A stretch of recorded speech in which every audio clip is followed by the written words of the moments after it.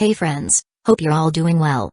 We're doing okay too, just really tired since we've been working non-stop. We wanted to answer a question many of you ask: how does our publishing process work? Most of our audiobooks are first posted on Patreon as paid content. They stay behind a paywall for a few months. After that, they become free to access on Patreon forever. Then, a few weeks later, we upload them to other platforms like YouTube, Facebook, and Twitter, X.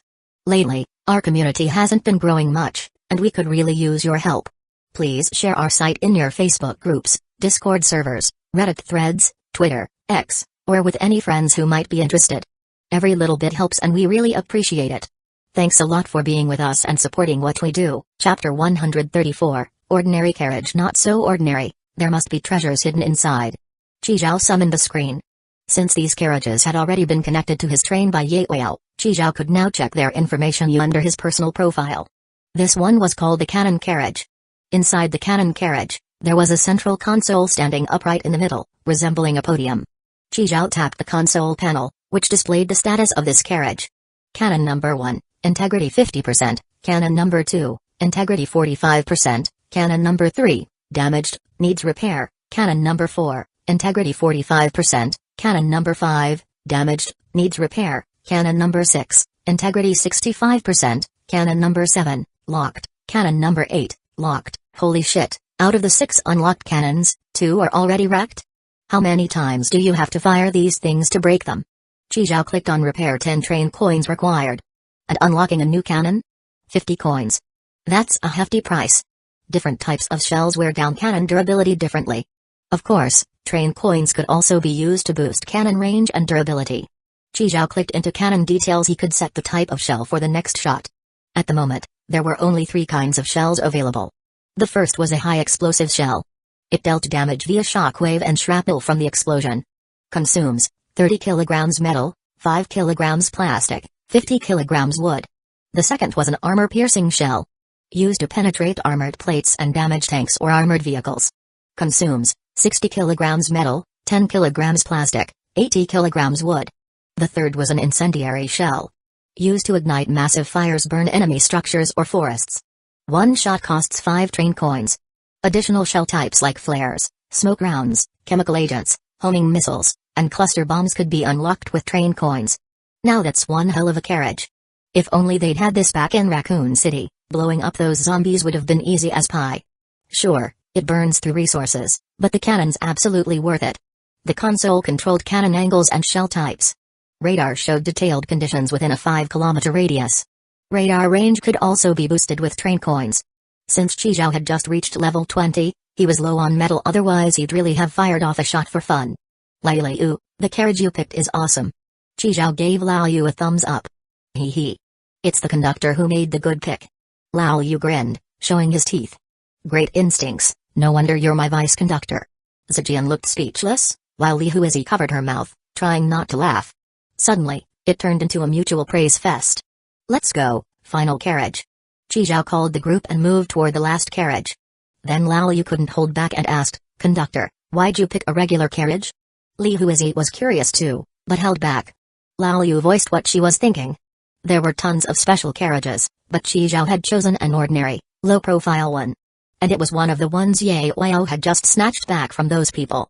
You'll see soon enough. TCH, always so secretive.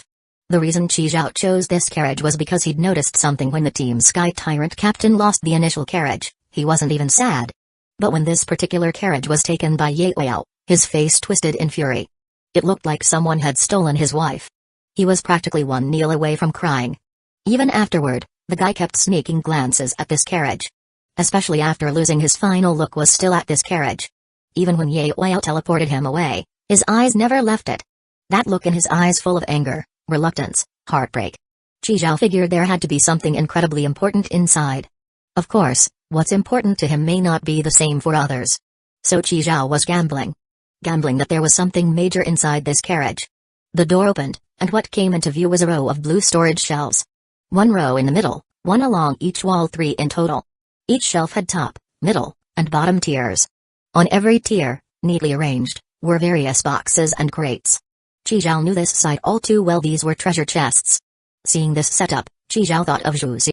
Back then, His carriage also stored some treasure chests, all neatly arranged, but most had been opened already.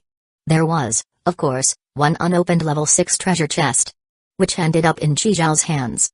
Later at the transfer station, Li Huizi provided a key that helped Qizhao unlock it. Then Qizhao totally scammed her with it. At the thought, Qizhao casually glanced at Li Huizi. Li Huizi was staring straight at the treasure chests, her eyes wide in shock. These are all treasure chests? Zhejian's mouth dropped wide open, big enough to fit 2 bullfrogs. Qizhao nodded. Getting confirmation, Zhejian jolted with excitement and shouted, "Holy shit! We struck it rich! Knew it! No way the conductor picked this carriage for no reason.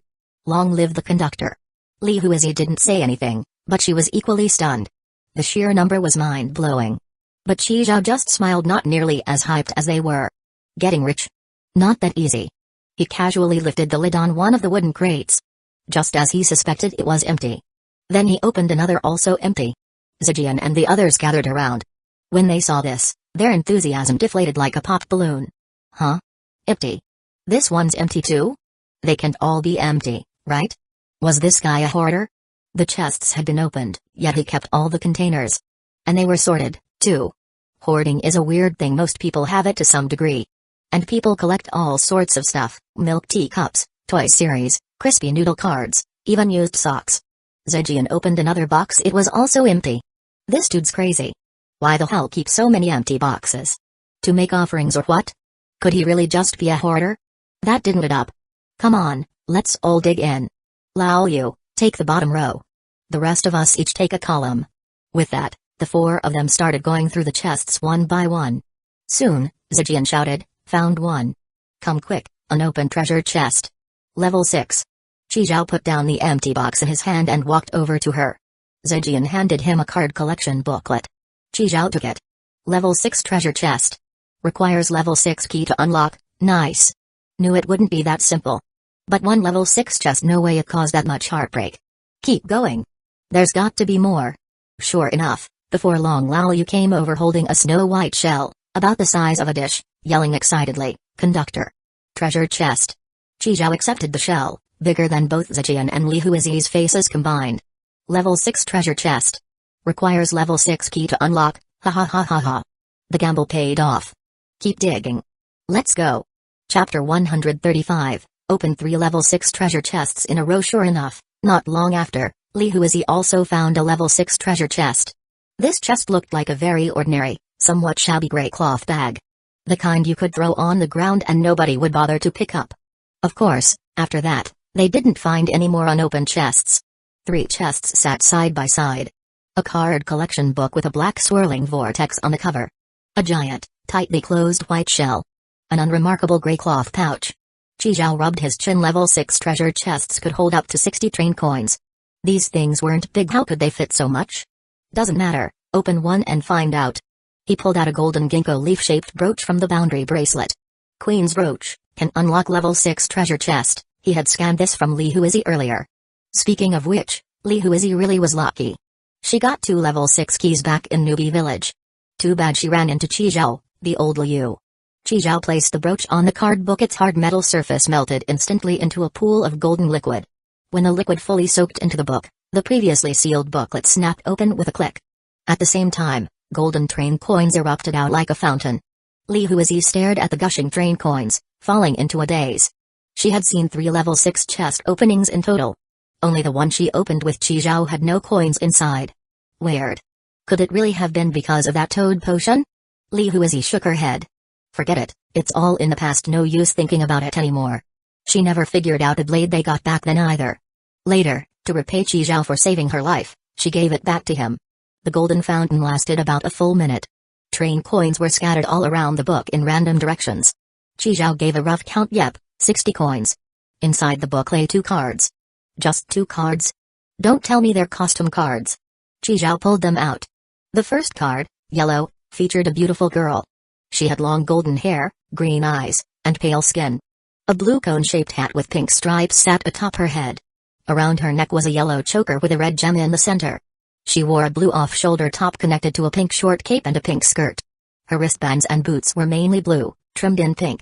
She held a blue staff with a round sphere at one end and a swirling, flattened orb on top. Dark magician girl, Monster card, sacrifice 1 life to summon Dark Magician Girl to fight for you. Remaining summons, 10. The second card was green. Its illustration showed a pentagram magic circle with a teardrop-shaped gem floating above. Gem of the Sage, magic card, Dark Magician Girl's exclusive spell summons Dark Magician to assist in battle, one-time use, not costume cards items. Damn, this is literally Yu-Gi-Oh! Chi-Zhao used to play it as a kid, back when fake card packs cost 50 cents each. Back then, the hottest ones were Blue Eyes White Dragon and Dark Magician. Turns out this chest came from the Yu-Gi-Oh! World. Sacrifice a life to summon Dark Magician Girl. Only 10 times, huh? Wonder how strong the summoned version is. Dark Magician was her mentor, he's even stronger. But that spell card's one-time use, once it's used, it's gone. Still, since it came from a level 6 chest, the power probably won't disappoint. Next chance he gets, he'll try summoning her to test it out. 1 chest down, 2 to go. But Chi-Zhao didn't have any more keys. He summoned the screen and searched the trading platform for level 6 keys. Level 6 chests usually sold for around 160 train coins. Keys for them cost about half that. Market price hovered around 80 train coins. In the end, Chi-Zhao spent 160 train coins to buy 2 level 6 keys. As for level 8 chest keys, the trading platform didn't have a single one. 160 train coins, that's a fortune. Even veteran players who've been around for years might not be able to cough up 100 coins at once. Chi-Zhao winced in pain. He comforted himself thinking he'd get 120 coins back once he opened the chests. Inside the initial carriage, Li Huizi had picked a flash of white light from the trading zone. Chi-Zhao retrieved the 2 keys. These 2 keys had strange designs too. Just looking at them, you'd never guess they were keys. One was a white leg bone, looked like a non-clean lamb hoof. The other was a brown men's leather shoe, left foot, size 44. The leather on top was all cracked. If it weren't for the trading platform's drain certification tag and the suffix saying level 6 key, Chi-Zhao wouldn't have dared to buy them. Bone cracked open the shell, shoe stomped open the cloth pouch. As both keys vanished, the remaining chests opened. Like the card book before, the shell also spewed out 60 train coins. Then the shell opened, revealing a pearl the size of a fist. A pearl about the size of Chi-Zhao's own fist. It was the first time any of them had seen a pearl this large. They were all stunned. Especially Zijian and Li Huizi. When it came to pearls and gems, this one was smooth and radiant. Even in less than ideal lighting, it shone brilliantly. Chi-Zhao picked up the pearl. The pearl of pearls, just 5 words, no other description. What the hell? No special effect? The pearl of pearls. Sounds really familiar, like he's heard of it before, but Chi-Zhao couldn't place it. Seeing Zijian and Li Huizi staring wide-eyed at the pearl in his hand, Chi-Zhao chuckled. He handed it to them. Little brats, here, play with it. Who are you calling a little brat? Zijian grumbled, but snatched the pearl up right away. The 2 of them examined it, letting out amazed gasps. Ziji, let me see. Let me see. Chi-Zhao turned his attention to the final cloth pouch. He opened it, but there were no train coins inside. Only a palm-sized scented sachet. It was beautifully crafted. Mainly red, with intricate embroidery. Golden gourd, comes with 100 cubic meters of storage space. The sachet was called Golden Gourd, a storage item. Chi-Zhao held it in his palm and focused his mind. 100 cubic meters of storage space. It wasn't a uniform space, but a total volume limit based on the items stored. The space worked like a massive bubble. It perfectly wrapped around the items stored inside. Wait a second, so the train coins from the chest had been stored inside this thing. 60 train coins lay neatly stacked together. Other than the golden gourd, the gray cloth pouch held nothing else. Chapter 136. Stop using our bed as a teleporter.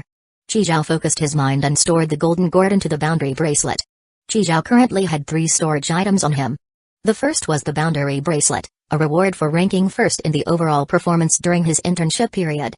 Its biggest feature was that it could be upgraded using train coins. The second was the bonded ring given to him by Kong Yu. It shared 2 cubic meters of storage space with the one in Kong Yu's hand. Anything stored by one person could be retrieved by the other. Pretty magical. Right now it was only being used as a communication tool between them. If the storage capacity were larger, it'd be even more useful. The last one was the scented sachet, golden gourd, just obtained from the level 6 treasure chest. It came with 100 cubic meters of storage space. But it couldn't be upgraded with train coins and had no times top function. Looking at it this way, the boundary bracelet was still the most awesome. Even if its space stats weren't great, it could be upgraded. The boundary bracelet currently had a load capacity of 2 tons and featured a times top function. Now in Phase 2, Every level up unlocked a special storage slot. As for its limit, Zhao still didn't know. He only hated that he didn't have enough money to find out the limit of the boundary bracelet. Gotta say, it really lived up to being an item from a special treasure chest. Including the 180 train coins from the 3 treasure chests just now, Zhao still had 231 train coins on hand. If he hadn't earned 95 from selling Li Susung yesterday, plus the 300 train coins Kong Yu gave him, he wouldn't even have had enough to buy the key earlier. 231 coins sounded like a lot, but now each level up for the boundary bracelet cost 110 coins. And he still had to upgrade levels, repair damaged cannon barrels, buy healing potions and antidotes. Even though he was getting more and more train coins, Zhao felt they were increasingly not enough. Better stick to the original plan and level up Zijian's account to level 20. That way he'd get a stable 20 train coins at every stop. Opportunities like today were 1 in a million. Zijian's account was currently at level 15, just 5 more levels to go. Still needed to invest 50 more train coins. Not enough, totally not enough. Come to think of it, this was already the 4th day. Why hadn't anyone from Orderly Heaven come looking for him yet? Had Li Jieyong's bounty not been posted yet?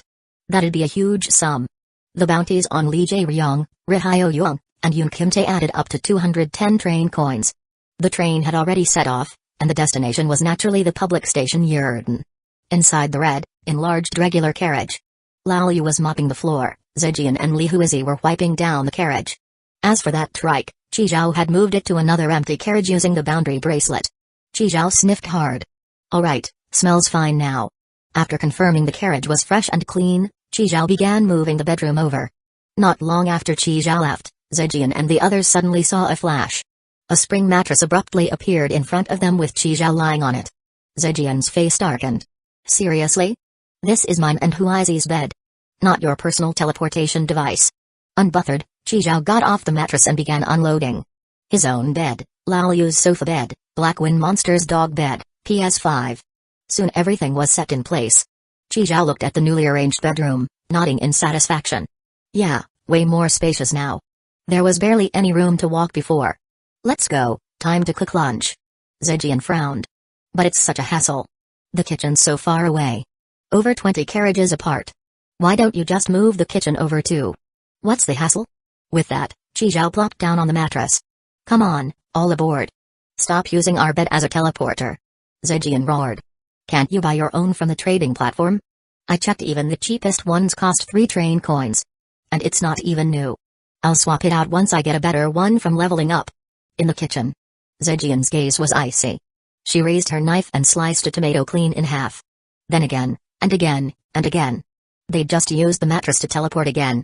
Her bed had basically become a temporary public transport vehicle. Zijian, come here for a second. Zhao opened the train door and stuck his head out. What now? Zijian, knife in hand and pissed, stormed over. Sisai, my knife. Inside the first initial carriage. Your station reward module is actually useful. Oh. We're still bound by our alliance agreement. Every time, we split the train coins half and half. Really? Zijian's eyes lit up. But. Zijian pouted. TCH, got happy too soon. Look, I got your account to level 15. Used 50 train coins. 3,000 kilos of metal, 1,500 kilos of plastic, and wood. Stop. Zijian raised a hand to cut him off. Just tell me what I owe. What are you talking about? We're allies, loyal allies. Do allies talk money? Tell you what, I'll gather the materials later and get your account to level 20. Once I get the 300 train coins, we'll keep splitting it 50-50 from there. Zhao patted his chest, making a solemn vow. Well? Worth it, right? I'll take the minor loss, all for our great alliance. Zijian. Fine, whatever you say. I'm going back to cook. No need, Lao Yu and the others are enough. Zhao summoned the screen to check the remaining resources. Metal, 2 kilograms, plastic, 700 kilograms, wood, 8,050 kilograms. Quickly trade some metal and plastic. Let's get your account to level 20 ASAP. With both accounts working, we'll move faster. Zijian pursed her lips, while Zhao opened his personal profile, scanning each carriage's info while stroking his chin. Now he had way too many carriages. At level 20, there were already 29 carriages, including a bunch of empty carriages. Zhao was planning to dismantle a few, especially the last one. Not read too eye-catching. While Zhao and Lao Yu were tossing a broken electric scooter into the material input zone, Lao Yu came running over, holding a spatula. Conductor, we're out of water again. Chizhou. Use what's in the sink for now. We'll be at Yurden tomorrow. Ever since they got the auto veggie farming machine, paired with 3 automatic compost bins, the fertilizer supply for the peach tree sapling had barely kept up. But the water supply still couldn't. The peach tree sapling seemed to grow in stages. Once it ate, it needed to drink. Once it drank, it needed to eat. Only when it was full could it grow to the next stage. What a headache. Yurden. Harbor. Orderly Heaven's capture team training field. The sun was shining, sea breeze blowing. A slender man was dressed in a white training outfit. On the chest of his uniform was the exclusive insignia of Orderly Heaven. Under the gate of heaven stood a tiny figure holding a book. His eyes were sharp, a wooden sword in hand as he continuously flipped and slashed at the training dummy before him. Zhao Li, take a break. You've just recovered, no need to push yourself. Li Diancheng wiped his sweat and gave a bright smile. Got it, Brother Zhu. Chapter 137, Motor Mouth Ghost. Living Hell. King Li Diancheng returned the wooden sword to the rack and walked over to the rest area. Zhu Meng patted Li Diancheng on the shoulder, his eyes full of appreciation. By the way, I passed by HQ just now and heard some good news. Li Diancheng twisted open a bottle of mineral water and took a sip. What good news, Brother Zhu? That wanted criminal who hijacked your train, Li Jieyang, he's dead. None of his crew made it out. Especially that rooster head guy who injured you when they brought him in. There was only a head left. Li Diancheng, holding the mineral water, looked utterly shocked. After he left the inner realm, his second stop was Yurden. That was when Dream Palace was ambushed, and chaos erupted in multiple areas. Li Jieyang's gang, who had been fighting against Orderly Heaven, ran into Li Diancheng's train during their escape and tried to hijack it. Although Li Diancheng killed a few of them, 2 fists were no match for 4 hands. He remembered Li Jieyang vividly. Full body modifications. Even his sword strikes only sparked against him. In the end, he was badly injured by Li Jieyang, and his train was seized. Just when he was on the brink of death, a patrol squad from Orderly Heaven happened to find him. They brought him back and treated his wounds. Now that he'd recovered, and seeing his impressive skills, the higher-ups placed him in the current pre-selection team for the capture squad. Never thought that before he could get his revenge, his enemy would die first.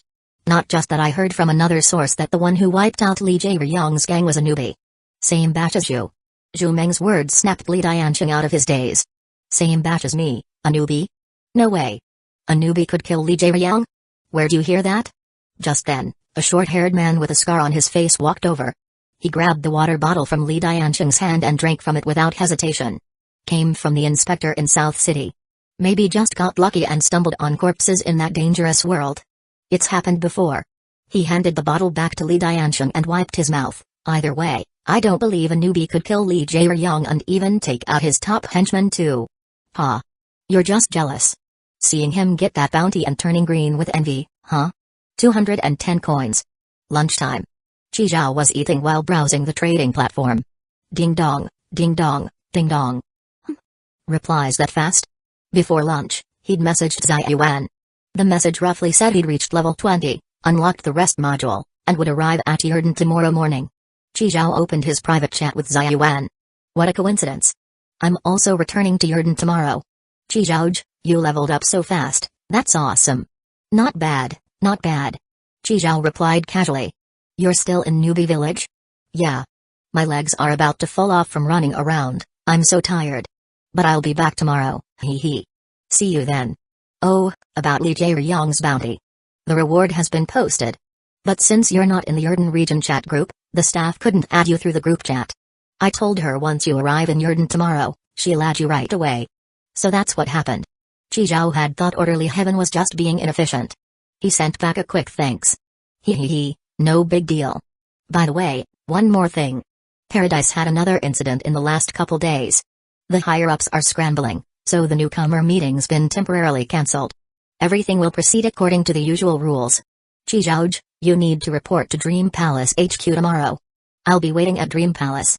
After replying okay, Qi Zhao closed the chat. Paradise. What kind of place is that? Inside Zai Yuan's carriage, she stretched lazily while looking at the screen. What a shame, the mark on him has been removed. Otherwise I could have swapped positions with him as soon as he left the inner realm. Never expected it. The Freedom Group faked their way into getting special recruit badges, snuck into Yurden, and ambushed Dream Palace as a diversion. Their real target was Paradise. What guts they had. Word was, the main attackers this time were from the Fire Stealers and they'd actually formed an alliance with the Freedom Crew. Fire stealers. Sigh, her mother would probably get targeted by that idiot Zhong Nan again because of this. That guy just loved digging up old grudges. Xia Yuan sighed, reaching to close the screen only for a barrage of messages to flood in. Zhao Wen, I'm heading out now. Are you still in the inner realm? When are you coming back? Another day of missing you. I missed you so much I only ate half a roast chicken for lunch. Feels like I've starved myself skinny, sigh. Zhao Wen, you have to eat well. Good breakfast, full lunch. Nice dinner, satisfying midnight snack. By the way, do you eat roast chicken? I still have half left. Xia Yuan was speechless. She wanted to ignore it but eventually replied, suppressing her irritation, I'll be back tomorrow. What? Why didn't you tell me? Then I'm coming back tomorrow too. How come you're still level 15 like before you left? If you don't level up to 20 and unlock the rest module, how will you get back? Are you short on anything? Nope. Oh, I was hoarding materials and forgot to level up. Leveling up now. Watching Wei Chu's profile level go from 15 to 16, then 17. Finally stopping at 20. How about that? Fast, right? I even have some cola I'll send it over to. Wait, no, it's gone flat. Flat cola isn't worthy of Zhao Wan. I'll buy a fresh one. The moment Wei Chu laid eyes on Xia Yuan, he was completely smitten, hopelessly obsessed. And so began his over-the-top pursuit of full-blown simp. The guy was a total goofball, but because of that, his special recruit badge hadn't been stolen. Only Wei Chu and Qi Zhao from this batch of special recruits still kept their badges. Both of them had been recruited by Xia Yuan. All the others brought in by other special recruit officers were wiped out. Which made Xia Yuan standing in orderly heaven rise even further. Xia Yuan looked helpless. She'd really recruited herself a living Hell King. And a motor-mouth Hell King, at that. Karma's real. Well, whatever. He does have a special module. That was the reason he got the special recruit badge in the first place. I'm not eating, not drinking, I'm going to sleep. Stop messaging me already. Chapter 138, Returned to Yurden after lunch. Qi Zhao and Zijian continued buying metal and plastic at the trading platform. At the same time, Lao Yu and Li Huizi were hauling out the empty treasure chests from the last carriage and dumping them into the material input zone Qi Zhao had designated.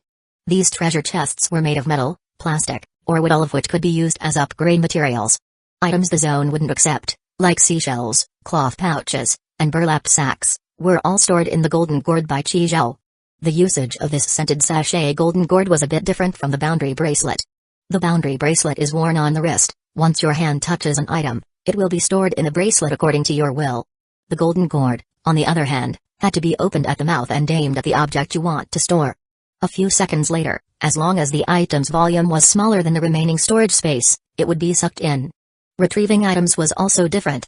With the boundary bracelet, a simple thought would pull the item out either directly into your hand or onto any nearby clear space. The golden gourd required you to open the bag's mouth first. Then stick a finger inside, only then could you sense what was stored inside. After that, aim the opening at an empty spot, and the selected item would be spit out. Compared to the boundary bracelet, it was way less convenient. The more Qi Zhao used it, the more he felt the bracelet was truly a divine artifact. Only, this divine artifact needed a ton of train coins to fully showcase its power. Watching Lao Yu toss a suitcase-sized box into the input zone, Qi Zhao clapped his hands. Take a break. Lao Yu caught the soda Qi Zhao tossed him, popped the tab, and took a long swig. Burp. Conductor, why are we getting rid of these chests? They're worthless. Treasure chests, before being opened, were bound by rules and couldn't be destroyed. Qi Zhao had used a level 8 treasure chest he got from Monkey Bro several times to block fatal blows during battle. But once the chests were opened, they turned back into ordinary containers. Like that seashell before the restriction was removed, not even a cannon could blast it apart.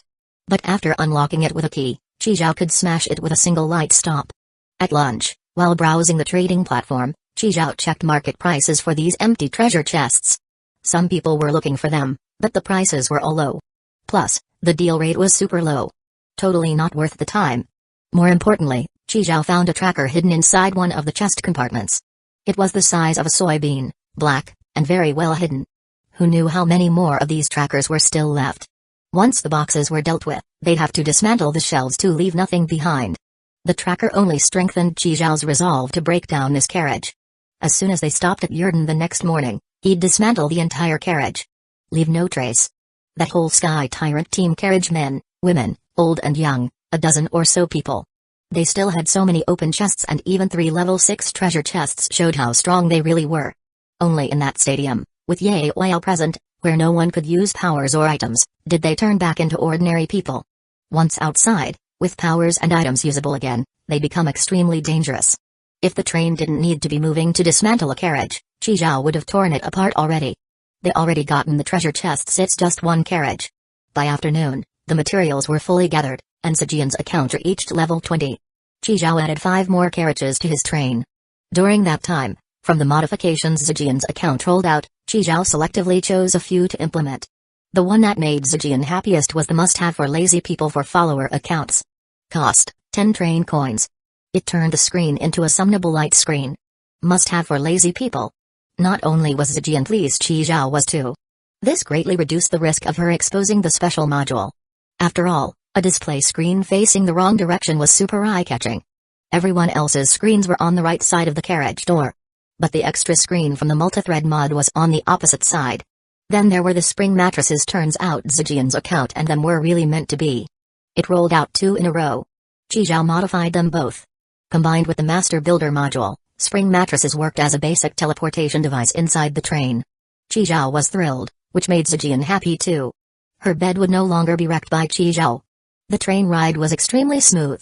So smooth it felt like walking on solid ground, not even the slightest tremble. At night, in the bedroom, Lao Yu was fully immersed in zombie hunting. Qi Zhao had given him a train coin as a reward he promised earlier. Lao Yu used it to unlock a new game. The famous tower defense game, Plants vs. Zombies. He was grinding through levels now. Meanwhile, Zijian and Li Huizi had already snuggled under the covers. Hui, we'll be in Yurden tomorrow morning. You'll finally get to see your brother. Didn't Qi Zhao say he's met your brother and fought zombies together? Since your brother doesn't have a train anymore, why not let Qi Zhao rope him in?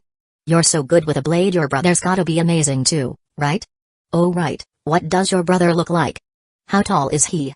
Over 1.8 meters? Li Huizi snuck a glance at Qi Zhao's bed. It was empty, no one was on it. Qi Zhao was still training in the gravity carriage. 58. 59. 60. Under double gravity, Qi Zhao was doing squat training. To jump higher and last longer in battle, leg training was a must. Phew. Qi Zhao sat on the mannequin and wiped his sweat. 5 kilometers, 2 sets of squats complete. 10-minute break, then combat drills. Qi Zhao chuckled, he was never this diligent back on Earth. Guess life and death crises really do make people improve. Even with station forecast, which gave him rough intel and threat levels for upcoming stops, there were some dangers you just couldn't avoid by knowing ahead of time. You gotta be tough to forge steel. Only by getting stronger could he survive longer in this deadly world. At 7:50 the next morning, Qi Zhao's train stopped at Yurden.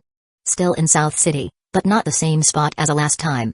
As soon as the train stopped, Qi Zhao waved his hand and dismantled the black carriage. The one packed full of empty treasure chests, one from Ye Whale. Once dismantled, the following carriages seamlessly linked up with the ones ahead. Not long after the stop, a familiar inspector walked over. Zhang Lin. Captain Zhang. Qi Zhao opened the train door and stepped out to greet him with a handshake. Zhang Lin had a smile on his face, but Qi Zhao could tell he wasn't in a great mood. They exchanged a few pleasantries, and Zhang Lin installed the inspected light on the train, then left. Just like last time, didn't even step onto the train. What, scared I'll make you hook up a water pipe again? Qi Zhao shook his head, watching Zhang Lin's back. According to plan, Lao Yu and Black Wind Monster stayed behind to guard the train. Zijian accompanied Li Huizi to see her brother. Qi Zhao headed off to the Dream Palace alone. Yurden's tech level couldn't compare at all to Piltover in June. To Qi Zhao, it felt more like Earth in the 20th century. Maybe even worse. There weren't rows upon rows of skyscrapers, nor dazzling electronic billboards in the streets. Chapter 139, Why Can That Old Man Dye His Hair? The most common form of transport on the road was still cars. It felt like being back 10 years ago. Qi Zhao sighed and caught a ride to the headquarters of Orderly Heaven, the Dream Palace. The driver was a permed-haired lady who looked like the landlady from Kung Fu Hustle. As soon as she heard Qi Zhao was headed to the Dream Palace, she couldn't stop talking. Handsome boy, I could tell from a distance you weren't local. You're a train conductor, right? Train conductors are great. You guys make money fast. You wouldn't guess it, but I used to be a train conductor too. She held up 3 fingers. According to them, I'm from the 3rd batch. Back then I was still a young girl. I used to work night shifts at a factory. Then suddenly, poof, I was inside that train. I almost died a bunch of times in the newbie village. So once I got out of the newbie village, I sold the train right away. I wasn't gonna keep going. I was scared. Later I realized there really was no going back home, so I accepted it. My daughter's 18 now. 20 years passed in the blink of an eye. The lady driver rambled on while Qizhao replied now and then. From her chatter, Qizhao got a rough idea of the current state of Yurden. First of all, Yurden, like Earth, had 365 days a year, 24 hours a day. The seasons were the usual four. It was early autumn, and the air was still a bit stuffy. But Qizhao didn't feel uncomfortable because he was wearing a silver combat suit, which maintained constant temperature and humidity.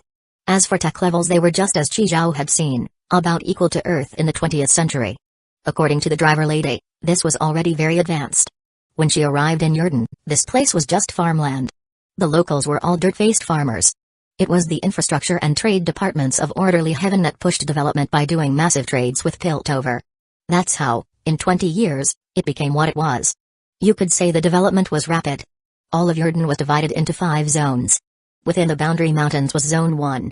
Because the headquarters of Orderly Heaven, the Dream Palace, sat on those mountains. That's also where Qizhao was headed. Qizhao was currently in South City, which belonged to Zone 3. The lady driver was 3rd batch.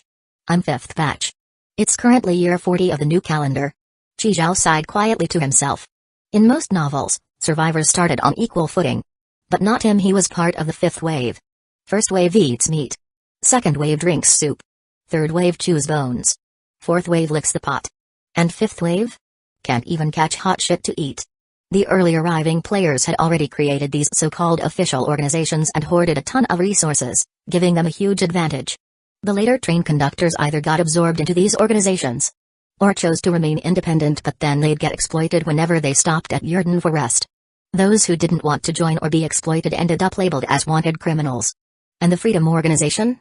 Just one of countless groups resisting Orderly Heaven. Young man, we're here. Qizhao snapped out of his thoughts. They'd arrived at the foot of the Boundary Mountains. We're not allowed to go inside. This is as far as I can take you. Qizhao paid the fare and continued up the mountain on foot. Uncle Liu, good morning. Morning, Zaiwan. Brother Liu's back. How was the mission? Of course. Piece of cake. Sister Zhang on another mission? Good luck. You're so sweet, Zaiwan. I brought you some milk tea. Hee, Sister Zhang is the best. In front of the mountain gate, Zaiwan had been waiting for a while. Today she wore a simple uniform and had her hair in a neat bun. A well-fitted white blouse on top, matched with black and gray striped uniform pants. She politely greeted every passerby. Zaiwan. Zaiwan. Are you waiting for me? I'm honored. I hope I didn't keep you waiting. Wei Chu jogged over to Zaiwan. He adjusted his collar and smoothed out his freshly styled hair. He was 1.75 meters tall, wore silver-rimmed glasses, and had a thin face. First impression, total sleazy intellectual type. He was fine as long as he didn't speak, but once he opened his mouth, his chatterbox nature exploded. Wei Chu looked at Zaiwan, eyes filled with admiration and affection. Zaiwan's so pretty today. Only my Zaiwan could make a basic uniform look this amazing. Zaiwan looked annoyed. You said 9 o'clock. It's 9:20 now. I hate men who aren't punctual. Zaiwan, let me explain. The taxi driver's family pig was having a tough birth, and he had to run back to help deliver it. Then he left me halfway. The place I got dropped was in the middle of nowhere, no villages, no stores. I finally got a ride, and it was a bull cart. I figured, hey, a cart's a cart, so I asked the old man if he could give me a lift. Guess what happened? Enough, I don't want to hear about the old man. Zaiwan quickly cut him off. Another second and her head would explode. It wasn't the old man. It was the bull. Wait, when did you dye your hair? Zaiwan hurriedly changed the topic. Huh? Hair? Wei Chu touched his head. Oh right, just dyed it. What do you think? Seeking red. The barber said it suited me perfectly. She was super nice, even gave me 50% off. Only charged 5 train coins. Zaiwan raised her hand again, cutting him off. I don't care what color, we don't allow dyed hair. Go dye it back. Or shave it off. Huh? What kind of bullshit organization bans dyed hair? I thought school was strict enough, but even after graduation people are still trying to control me? What's your boss, a former headmaster or something? Seeing Zaiwan glaring furiously, Wei Chu wisely shut up. Got it, got it. I'll go dye it back right away. Wei Chu turned to leave, and Zaiwan's anger flared. Come back. You're not even officially in yet, we'll let it slide for today. Hee, I'll listen to whatever you say, Zaiwan. Wait, if we're not allowed to dye hair, how come that old man's hair is gray? And dyed granny gray too pretty trendy for an old guy. Wei Chu pointed at an old man walking out of the gate. Oh, it's Ziyuan. Good morning, Chief King Shan. Ziyuan quickly bowed. That little old man was none other than King Shan, the chief of finance at Orderly Heaven. He glanced at Wei Chu, then looked back at Ziyuan. Carry on. Goodbye, Chief King Shan. Once King Shan was out of sight, Ziyuan shot Wei Chu a deadly glare. Chief? What kind of chief? Don't say another word. From now on, shut up. Ziyuan closed her eyes, took a deep breath, and tried to calm down. I recruited him myself. No anger. No anger. Once she regained composure and opened her eyes, she saw a clean-cut young man walking up from the base of the mountain, black dress shirt, casual slacks. Chapter 140, Arriving at Dream Palace. Qizhouj, you're here. She waved and shouted, then ran straight over. Am I late? No, I just got here too. Hee, Qizhouj, you look like you've lost weight. Have you been tired lately? Really? Qizhou raised his hand and touched his own face. Yeah, you look way thinner than before. Maybe it's the black clothes makes you look slimmer. Hee, maybe. Oh right, Qizhouj, there's something I need to tell you. Ziyuan grabbed Qizhou's arm and led him to a quiet spot by the road. When we go in later, you might. After listening, Qizhou looked at Ziyuan's pleading face and nodded. Got it, I understand. I'm not stupid. It's not like this is anything good. Qizhou finished speaking. The two glanced at each other and burst out laughing. In front of the mountain gate, Wei Chu looked at the two of them, his face icy. Fuck, who the hell is this guy? Why is he laughing and chatting with Zhao Wan? Seeing Ziyuan laugh heartily at something Qizhou said, a fire instantly lit up in his chest. Let's go, Qizhouj, we're almost there. In front of the mountain gate, Ziyuan pointed at the frosty-faced Wei Chu and introduced him to Qizhou. His name is Wei Chu. Just like you, he is also one of this year's special recruits. Qizhou nodded. Qizhou? Wei Chu looked Qizhou up and down. Not as handsome as me. Not as stylish. Basic hairstyle. But he's actually taller than me. Wei Chu lowered his eyes and looked at Qizhou's shoes. Just regular shoes, and the soles weren't even thick. I got it. They're height boosters. Thinking this, Wei Chu's lips curled, and he nodded in agreement with himself. HMPH, such a sneaky and fake guy. Wei Chu's expression shifted from alert, to provocative, to shocked, to disbelief, then realization, and finally returned to confident. I've gotta act generous, can't embarrass Zhao Wan. Nice to meet you, I'm Wei Chu. I have a special module mission must be accomplished. He extended his hand with a confident smile. Qizhou. Ziyuan. Thanks to Ziyuan, the three of them passed the guard smoothly and entered Boundary Mountain. Inside the Boundary Mountain area, there were dedicated vehicles available. Ziyuan unlocked a private car and took the two of them to the Dream Palace. The two guys sat in the back seat. Since they were both guys, they quickly hit it off. What, your badge didn't get stolen either? Not bad, man. Smart just like me. Come on, tell me, how did you see through their scheme? Qizhou smiled. I sleep early, so I didn't see the group chat messages. He just made something up to cover. But Wei Chu's eyes widened after hearing that, and he instantly scooted closer, slinging an arm around Qizhou's shoulder and whispering, no shit, you're just like me. I totally knocked out and missed it too. Between us is fine, but we can't say that to the higher-ups. You get what I mean, right? Qizhou nodded to show he understood. Bro, I've already thought it through. This is what we'll say when the time comes. Ziyuan was driving and overheard the two whispering in the back. She couldn't help but roll her eyes. By the way, I heard you mention earlier you have a special module? Wei Chu lifted his chin and said proudly, yup. My special module is called Mission Must Be Accomplished. Qizhou chuckled. Mission Must Be Accomplished sounds like food delivery. He had learned from Kanyu before that there were a total of 12 special modules. Each had mysterious functions and were quite rare. So far, Qizhou only knew 5 of them. First, Station Forecast. Each time the train starts, it refreshes detailed info about the upcoming station. Second, Station Reward. When the train stops, it grants train coins equal to the current level. Third, Anchor Point Rewind. Sets a sole anchor point on the train. No matter where you are, you can ignore any world rules and return to that point instantly. Fourth, Station Travel. Records the stations you've visited. You can spend train coins to revisit them. If carrying passengers, each one costs 10 times what it costs the train conductor. Fifth, Modification Maniac. The exact function was unknown, but Li Susung said it lets you refresh upgrades using train coins. These 5 known modules all had unique and powerful effects. Qi Zhao had developed way ahead of his peers thanks to station forecast alone. So? Ever heard of it? Qi Zhao shook his head. Then take a guess, what can my module do? Wei Chu asked proudly. Mission must be accomplished. Sounds like you're a delivery guy. Qi Zhao joked to keep him talking. Ha ha ha, exactly. It is mission must be accomplished. But it's not me doing the delivering, someone else delivers to me. Wei Chu raised his thumb and pointed at himself, grinning with pride. I'm the customer, not the delivery guy. Every day, I can pick one item from 3 random options, and someone delivers it right to my door. So basically, online ordering? Bro, smart brain. Got it in one. Wei Chu nodded. But only the first order of the day is free. Anything else costs train coins. What kind of stuff can you get? Food, drinks, gear, clothes, items, weapons, train coins, underwear, socks, puffer jackets, all sorts of weird stuff, you name it. Oh right, one time I even got a level 3 treasure chest. Wait, hold up. Zhao Wan, is it okay for me to say this? I remember you telling me not to mention my special module to others before. Zhao Yuan gave him a speechless look. You already spilled everything and now you're asking? It's fine, we're all friends here. Qi Zhao joked. Yeah. We're brothers. If I wasn't supposed to say it, Zhao Wan would have stopped me already. Right, bro. Good bro. The two kept chatting happily, and Qi Zhao learned more about the details of mission must be accomplished. Unknowingly, the car arrived in front of a classical Greek-style building. The whole structure was pure white, radiating a sense of purity and divinity. Tall Roman columns stood in perfect symmetry, like guardians of the structure. We're here. Get out.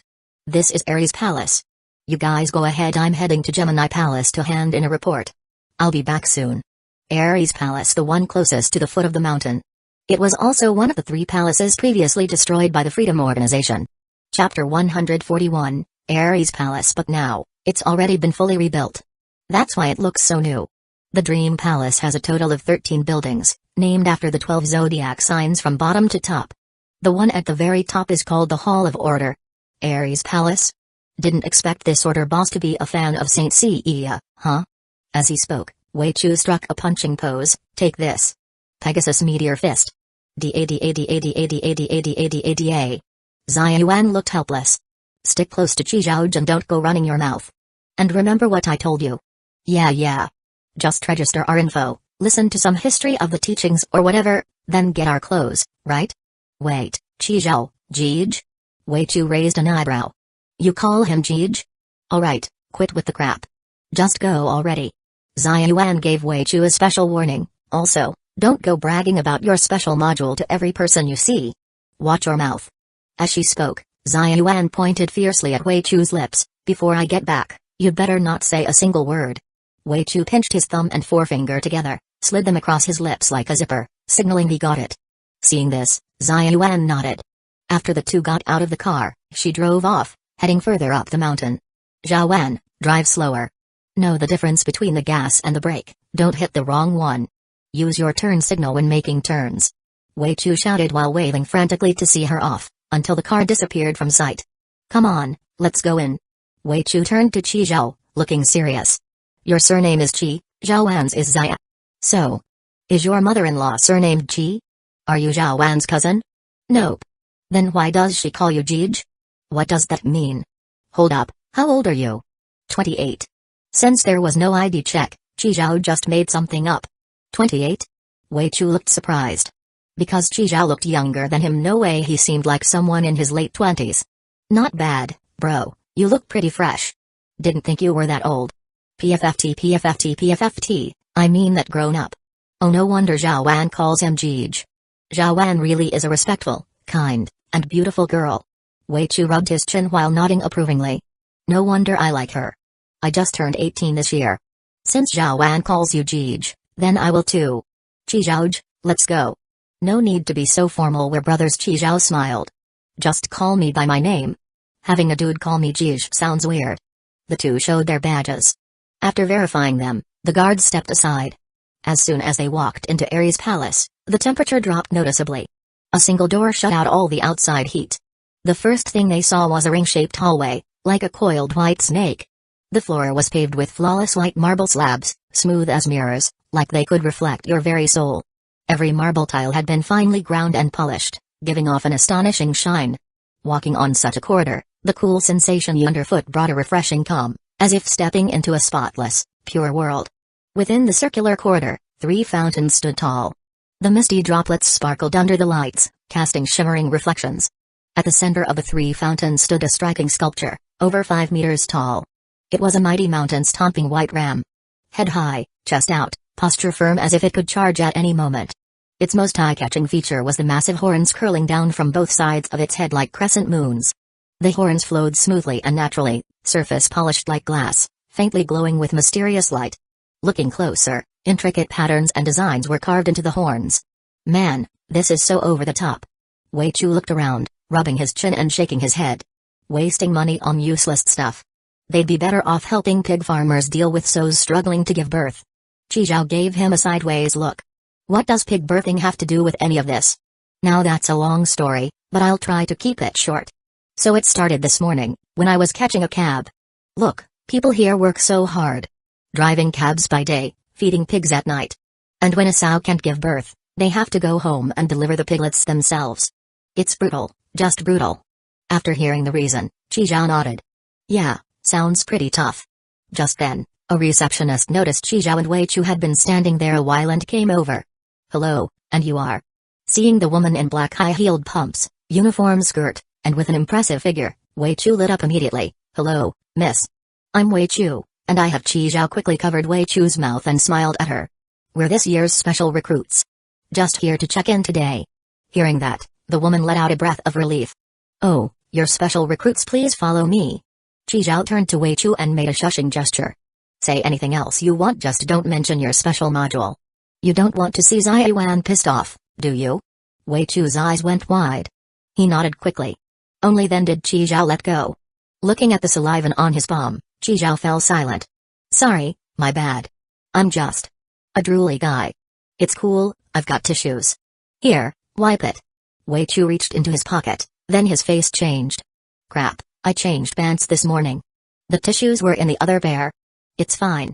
Chi Zhao stuck his hand into the fountain and casually rinsed it. Let's go. The two followed the woman into the registration room and got checked in. Chi Zhao, Wei Chu. Registration complete. This way, please. Chapter 142, Could the order boss actually be a former headmaster? Chi Zhao and Wei Chu followed her into the second-floor screening room. At this time, the screening room was sparsely filled, with about 17 or 18 people, both male and female. When Chi Zhao and Wei Chu came in, they only glanced up and didn't pay any more attention. The two of them found an empty seat and sat down. On the huge screen, the founding intentions of orderly heaven and its vision for the future were playing on a loop. It was all grand narrative stuff, basically things like how humanity can't live without order, how all things must operate according to order, how everyone is equal under order, that kind of thing. Wei Chu was getting sleepy watching it. He yawned, and once his mouth opened, he couldn't stop talking. Chi Zhao, I'm telling you, whether it's games, movies, novels, or anime, as long as it's an organization under the banner of order, they're basically the bad guys. Never ends well for them. In the end, it's always a total takedown. The boss gets soft, and the whole gang falls apart. All that crap about order or whatever is just a scare tactic. Call it light, justice, hope, it's all the same. Chi Zhao heard his insightful take and got interested right away. Then why did you join? Don't tell me it was for a girl. Wrong. Zhao Wan is a girl. Chi Zhao. Wei Chu immediately put on a nostalgic face. Well, I have to bring up the first time I met Zhao Wan. Long story short, I'll make it brief. I was still a college student at the time.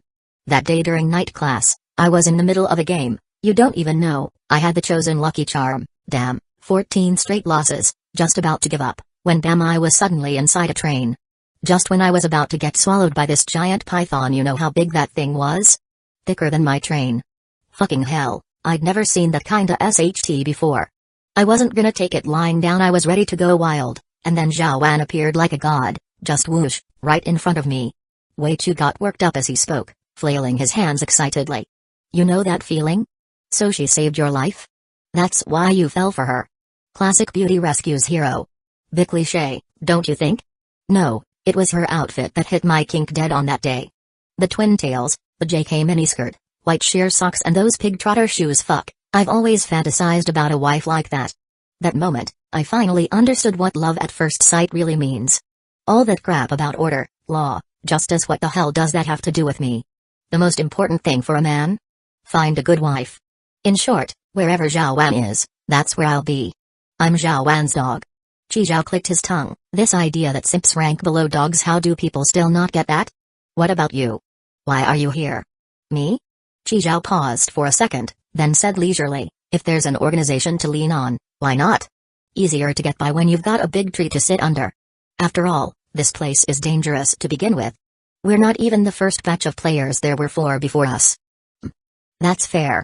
As long as you're not into Zhao Wan too, I'm relieved. Qi Zhao, you're my bro. When I marry Zhao Wan, you gotta be my best man. Oh yeah, are you married yet? You probably are, right? I mean, you're 28 already. Then again, nowadays 28 isn't that old. After watching the kinda boring video, their group was led to the room next door. There, staff handed out a test paper to each of them. Everyone, after that video, I believe you now have a deeper understanding of our orderly heaven. This is a small questionnaire. Please answer carefully. It's part of your assessment. Wei Chu stared blankly at the test paper in hand. What the hell, Zhao Wan didn't say there was gonna be a test. Fuck me, is the order boss really a former headmaster or something? Why are they all short answer questions? Why no multiple choice or true, false, huh? Qi Zhao also stared at the paper, deep in thought. First question, what does order mean to you? Coming out of the exam room, Wei Chu felt dizzy and nauseated. Screw it, I give up. Just for watching a stupid video, they made us take a test. His damn grandma. Then they were taken to a server room. It looked just like a school computer lab, rows of computers neatly lined up, like soldiers ready for battle. Your identity info has already been registered. Each computer here uses fingerprint login. Once logged in, proceed to station selection. You can record what happened at each station you've been to. Any treasure chests, where you found them, and what you got inside. What dangers the station had, and how you dealt with them. Any resources worth mining, and whether it's worth exploring again. Once verified, if your intel is valid, you learn merit points. Merit can be used at Virgo Palace to redeem train coins, treasure chests, intel, items, etc. Of course, if you can't remember, don't make things up. Submitting false info on purpose will result in a deduction of your credibility score. If your credibility score drops too low. The person paused a few seconds and smiled. I'm sure none of you here will let it get that far. Wei Chu sat next to Qi Zhao, looking annoyed. Are they insane? Fuck, who remembers all that? We've stopped at so many stations. Do you remember what you had for breakfast a month ago? The person wasn't offended and still smiled. Then you can focus on your time in the new world. That should be fewer stations. Still 5 stations. Who remembers all that? Wei Chu flung his hand. This is the kind of bullshit you encourage. Qi Zhao just let out a cold laugh. Orderly heaven really knows how to get something for nothing. Their massive station database was built exactly this way. In the trading platform, one thing always sells well: intel. For train conductors, station intel is priceless. Knowing station info ahead of time, what dangers there are, whether there are treasure chests, and where to find them, like Qi Zhao's first station in the new world, Hotel Number 6. Li Jieyong didn't buy intel about Hotel Number 6 and didn't know the rules. He got tricked by Qi Zhao into the endless floors. But Qi Zhao had the station forecast, so he never had to buy intel. Intel is a vague thing. The basis for trading it? Credibility. It's hard to trade intel between individuals, so lots of intel dealers and organizations popped up. The biggest, most well-stocked, and most reliable of them all is Orderly Heaven, with 40 years of intel across many stations. Even their wanted criminals buy from them. They made something called an intel lock to store station info. Prices vary by station. To open it, you need a one-time use key made by order. Travelers can bulk buy these keys to open the intel locks. If you force it open, the intel self-destructs. Intel can be stored in basic notes, 3D projections, or occult formats. The last type feeds the info directly into your head when opened. The more detailed the info, the harder to make, and the pricier it gets. Just by selling intel locks, Orderly Heaven made a killing. But all they give intel providers in return is that so-called merit.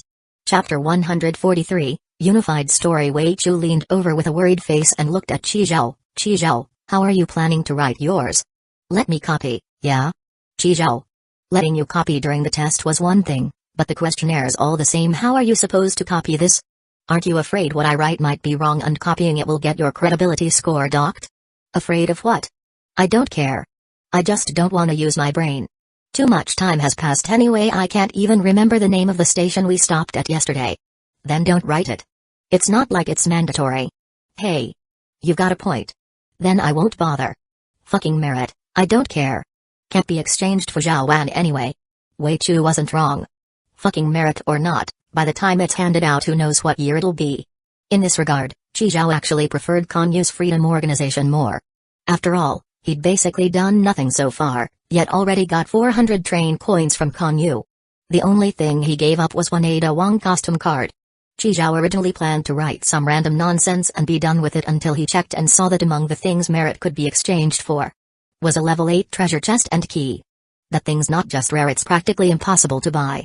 Even though it required a ton of merit, Qi Zhao knew this was basically the jackpot in a lottery pool.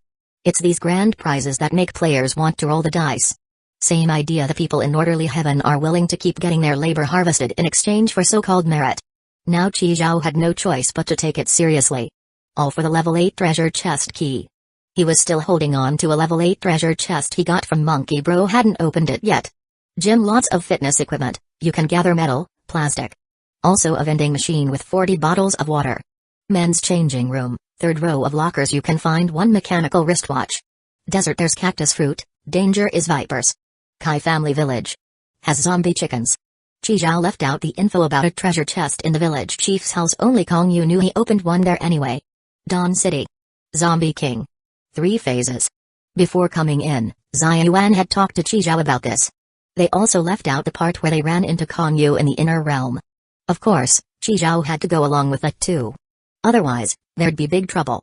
As someone who'd interacted with Kong Yu Freedom Organization's number 2 and currently Orderly Heaven's most wanted criminal and still got special recruited into Orderly Heaven, if that got out, Xia Yuan's career would be toast. Qi Zhao's too.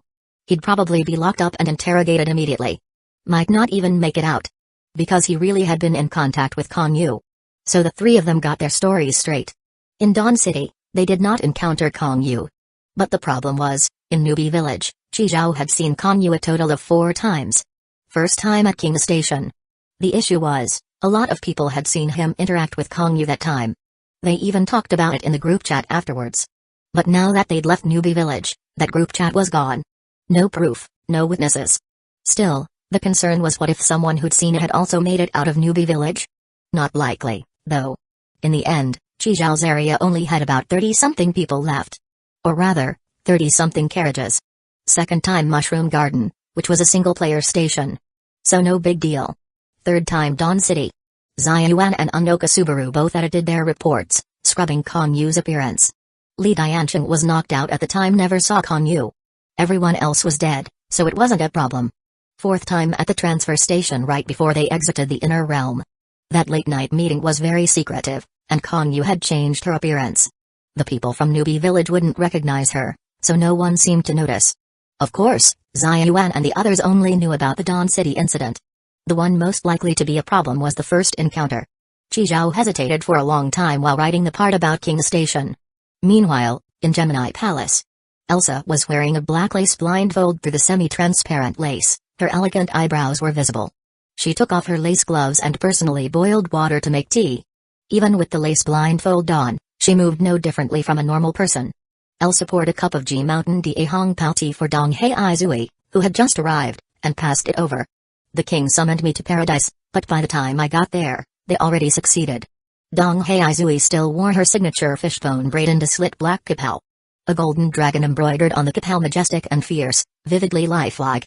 She took the cup and drank it in one gulp. Then slammed the empty cup down on the table with a loud thud. These people are outrageous. Ever since they scammed that special recruit badge, it's all been fake. That whole attack on Dream Palace, the wanted criminals riot, just a ploy to force Paradise's people to retreat. All those people under Zhang Nan, useless dead weight, just waiting to die. There were so many undercover agents hiding in plain sight, and they didn't catch a single one. Their real target was Paradise all along. Elsa was an excellent listener.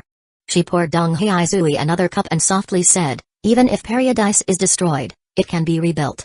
That's probably not their true goal, is it? Dong Hei Zui's expression hardened at those words. If the intel is accurate, 1G silver coin was stolen. I'm afraid. Even Elsa couldn't help but frown. G silver coins are under the strictest control. As far as we know, they're all kept in paradise. So that was their goal from the start. Which means they might have already collected a full set of silver coins. Yes. That's what the king fears most right now. He's already gone personally to pursue the Fire Stealers' leader. After speaking, Dong Heizui unconsciously let out a sigh. Elsa said nothing more, and the room fell into silence. But that silence didn't last long before someone pushed the door open. Oh dear, when I heard Director Dong Hai was back, I rushed straight to Leo Palace to visit, but she wasn't there. The man looked to be under 40. His uniform was crisp, monolid eyes sharp, and his lips were a bit thin. The newcomer was none other than Chief Inspector Zhang Nan. So this is where you are, in Gemini Palace. And Elsa, enjoying TIC. Dong Heizui shot him a hostile look, a flash of purple lightning seeming to flicker in her eyes. Are you fucking sick or what? Chapter 144, I'll train him myself, don't you know to knock before entering? This is Elsa's office, not your backyard. Zhang Nan.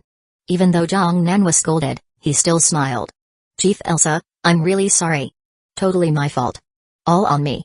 I had something urgent for Chief Dong Heizui. TSK, people really shouldn't rush. When you rush, you mess up easily. Elsa smiled and gestured that it was fine. Join us for a cup of tea, Chief Zhang. Zhang Nan sat down across from Elsa, right next to Dong Heizui. Dong Heizui turned to look at Zhang Nan. You needed me for something? Yeah, well, ahem. Paradise got attacked. I'll take full responsibility. I think those inspectors over in Paradise have been too comfy for too long, no danger for years, they've all gotten slack. This is a good chance to rotate them around, send them down to the front lines and toughen them up. Chief Dong Hai, with all the wanted criminals popping up lately, you must be short on people, right? Dong Heizui scoffed, practically saying what was on his mind out loud. My team's about quality, not quantity. What's the use of having more people? Can more people crush the enemy to death? My people live on the edge, licking blood off blades, risking their lives with their heads hanging from their belts. Your people are too used to the easy life, not cut out for my team. Zhang Nan's face shifted with a mix of emotions. Dong Heizui turned back, lifted his teacup. The Paradise personnel were recalled by an order from the king. Has nothing to do with you. You don't need to worry about taking the blame. Hearing this, Zhang Nan instinctively leaned back a bit, chin slightly raised. Now that's a misunderstanding. You think I'm someone who shirks responsibility? HMPH. Dong Heizui snorted and said nothing more. The atmosphere turned cold instantly. Just then, a knock sounded at the door. Zhang Nan looked like he was saved, shouting, Come in, come in. Outside the door, Xiaoyu heard Zhang Nan's voice and frowned. What's this guy doing here? She paused for 2 seconds, then chose to enter. Chief Zhang is here too. Zhang Nan waved his hand. Don't call me Chief Zhang, sounds so distant. Call me Uncle Zhang. Yes, Uncle Zhang. Zhang Nan stood up and patted Xiaoyu's shoulder, wrinkles on his face blooming like a chrysanthemum. Haha, out of all these kids, my favorite is Zhao Wan. Xiaoyu forced a smile, cursing in her head, like hell you do. Chief Dong Hai is here too? Hello, Chief Dong Hai. Dong Heizui nodded. Alright then, you all carry on. I'll be going. Zhang Nan pointed toward the door. Elsa gave a small nod. Take care, Chief Zhang. No need to see me out. Once Zhang Nan left, the door closed behind him. Xiaoyu couldn't help but roll her eyes. She handed over the report and said, those 2 special recruits have already reported to Ares Palace. Elsa nodded. They're the 2 whose special recruit badges weren't scammed, right? Yes. Recruits who didn't get their badges scammed? Dong Heizui looked surprised. So it wasn't a total wipeout. I thought this batch of recruits were all idiots. Yes, and it's 2 of them. I recruited them myself. Xiaoyun smiled. No wonder it's you, Zhao Wan. Elsa added, and that's not all, they didn't just keep their badges. One of them has the special module mission must be accomplished. The other killed an entire gang of level 4 wanted criminals. Mission must be accomplished? That's a decent module. Dong Heizui nodded. The other one killed a gang of level 4s? Which gang? Li Jaeyong. I remember him, his modded gear was pretty good. His subordinates weren't bad either. One of the women with a sword was pretty sharp. A newbie took out Li Jaeyong? Not bad. Assign him to me. Dong Heizui patted his chest proudly. I'll train him personally. I happen to be short a few captains. Elsa nodded. What about the one with the special module? You don't want him? Bring him too. If he doesn't cut it, we'll filter him out later. After registering the station log, Chi Zhao and the others left the server room. This way, please. A female staffer in a black uniform skirt with an impressive figure continued leading the way up front. Wei Chu looked like death. Don't tell me there's more field testing. I can't take it anymore. No, now you'll just receive your temporary uniforms, then you're free to go. Wei Chu let out a huge sigh of relief. Finally, it was over. Each of them received 2 sets of temporary uniforms. They weren't tailored, but the material was excellent, the cut was good, and they fit well when worn. While they were in the changing rooms, Xiaoyun came back. Qizhouj, he didn't say anything inappropriate, right? Wei Chu quickly mimed zipping his lips. Qizhou chuckled, nope, he listened to you. Didn't say a word. Wei Chu nodded like a bobblehead and gave Qizhou 2 big thumbs up. Xiaoyun nodded suspiciously, alright then. Here, your savings cards. Xiaoyun took out 2 silver cards and handed them to Qizhou and Wei Chu. Qizhou and Wei Chu accepted the cards. They were the same size as Earth's bank cards, made of metal. One side had the Orderly Heaven emblem, the other had Qizhou's portrait and card number. Your salary, bounties, subsidies, and other rewards will all go into this card. Keep it safe. Replacing it is a hassle. There are 100 train coins in it now. That's your welcome reward for joining Orderly Heaven. Qizhouj, Li Jieyang's bounty has already been transferred into the card too. With this card, you can withdraw train coins at Taurus Palace. That's the only place we can withdraw them. You can do it online too, but it might take longer. Xiun has an offline location too, right on Piltover Vanilla Street. Qizhou had actually been there before the Utopia offline center he went to was on that street.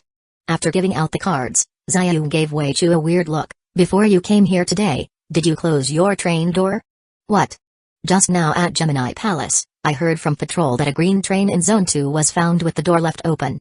Isn't your train green, and didn't you park in Zone 2? No way, can't be me. Wei Chu shook his head. Who the hell leaves home without closing the door? That's just dumb. Xiaoyun rolled her eyes at him. Moments later, another update came. A wanted criminal had entered the train with the open door, started it, and escaped from Yurden. Wei Chu suddenly realized, so it was a wanted criminal's train. This Yurden place is a mess. How are there wanted criminals everywhere? Where do they all come from? Quit blabbering. Xiaoyun glared at Wei Chu. Do the clothes fit? They fit, they fit. I'm sick of this already. Why didn't you tell me there was gonna be a test too? Mainly because you weren't there with me, he. Zhao Wan, do I look good in uniform? Xiaoyun looked helpless. Shut up. Go dye your red hair back already. By the way, you've both been assigned to the capture division. You better work hard together. Chapter 145, wait, bro, where's my train? Capture division? The two spoke in unison. Wei Chu clapped his hands and grinned from ear to ear. So Zhao Wan's department is called the capture division, huh? Xiaoyun rolled her eyes at him. What? I'm in the personnel department, not in the same one as you. The capture division is the one that handles wanted criminals. Upon hearing this, Wei Chu immediately declared, what? We're not in the same department? Wherever you are, that's where I'll be. I made a blood oath. I swore to follow you to the end. Zhao Wan, you're my real boss. Xiaoyun looked utterly speechless. When did I make a blood oath? Why don't I know about it? A real man should gallop through battlefields and aim for the world. That division only accepts people with strong combat ability. This means you've been recognized. Then she glanced around, making sure no one was nearby, and whispered, besides, you've got a special module. If you stayed in logistics with me, what would that look like? Qizhouj, don't you think so? Qizhou just smiled, saying nothing. All that flowery talk basically meant they were being treated as expendable brawlers. The capture division was the most dangerous department in Orderly Heaven. Never thought he'd be directly assigned here. If what Kong Yu said was true, pushing him up the ladder, would that mean he'd end up as the chief of the capture division? Damn, the chief of the capture division turning out to be a spy cultivated by wanted criminals.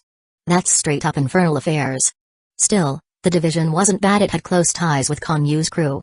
He could sell any updates straight to Kong Yu. Xiaoyun also realized that vague inspiration was meaningless, so she quickly moved to real benefits. The capture division is dangerous, yes, but it's also the highest paying department. Bonuses, bounties, performance pay, benefits, subsidies, all the highest. Plus, it's the fastest way to rack up merit points. When you catch or eliminate wanted criminals, you not only get bounty rewards, but also merit points. At that, Qizhou's eyes lit up. He had been worried about how to earn enough merit. Now it looked promising. He could finally aim for that level 8 key. Thinking about it, Qizhou figured the capture division wasn't so bad after all. Even if things got dangerous, he wasn't worried. He had plenty of ways to escape. And when he was out on missions with others, he could just put on a good show. By the way, your division chief is Dong Haizui. She's a tall-legged beauty. A tall-legged beauty? Zhao Wen, are you really dumping me like this? Wait, what did you say just now? Tall legs? A beauty? Wei Chu immediately got this dazed, dreamy expression. Hearing the name Dong Haizui, Qi Zhao instantly thought of that golden dragon Chong Som. Dong Haizui. So that's her name, Dong Haizui. Qi Zhao had seen her once in Ziyun, and she'd left quite an impression. First, it was her entrance leaping straight down from an airship. Then her decisive, no-nonsense style, and that intense aura she carried. You could tell at a glance she wasn't someone to mess with. Who was stronger, her or Kong Yu? The three of them chatted as they walked and soon left Ares Palace. Just then, a streak of purple lightning shot down from the mountain. The lightning struck the front of Ares Palace and took human form. It was a woman, bold features, a long fishtail braid, and a black, slit Chong Som. Chief Dong Hai. Chief Dong Hai. The guards at the gate all saluted at once. Qi Zhao froze. She actually showed up. Dong Haizui nodded slightly to the guards, then looked toward the three of them. These two, right? Yeah. Before Ziyun could introduce them, Dong Haizui looked at Wei Chu. You're Qi Zhao? No, I'm Wei Chu. Oh. Dong Haizui looked to the right again. You're Qi Zhao. You're the one who killed Li Jieyang? Qi Zhao nodded.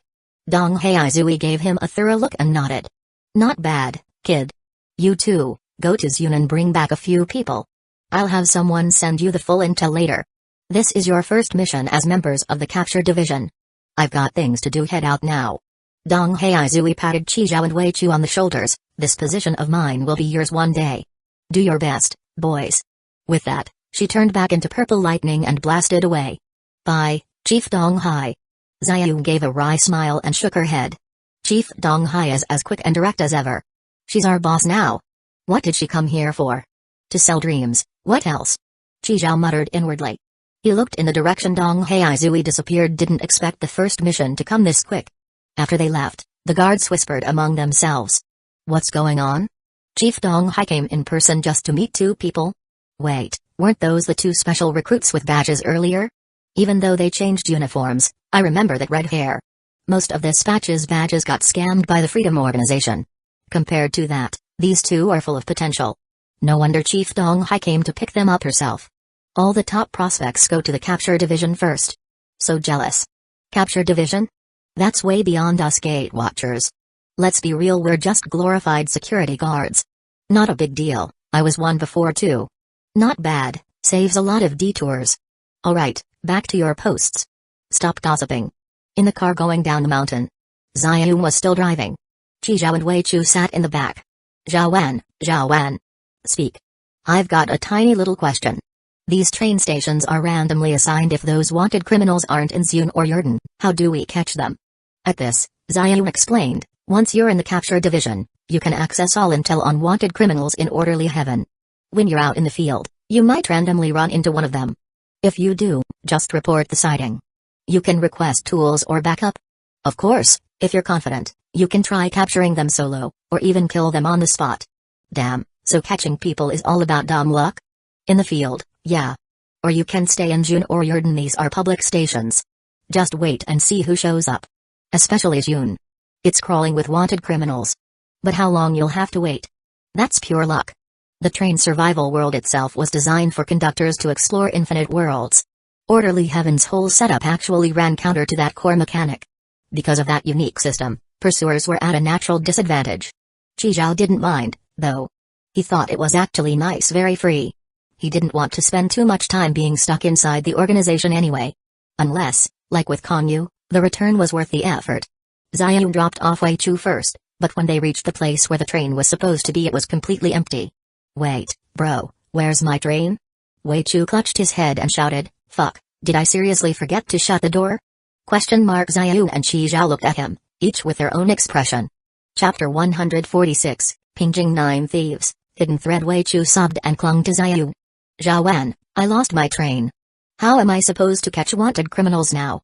No way, just transfer me to your department already. Behind his fake crying face, Wei Chu actually looked full of hope. Who was the one swearing up and down that the train door was closed? Who was it that said only idiots leave the door open? I really was in a hurry back then, But I did yell for the door to be shut. Did you even look back after yelling? A real man never looks back. Qizhao gave Wei Chu a thumbs up. See, Qizhao agrees with me. Xiaoyu looked completely speechless. This is serious. Yeah, seriously bad.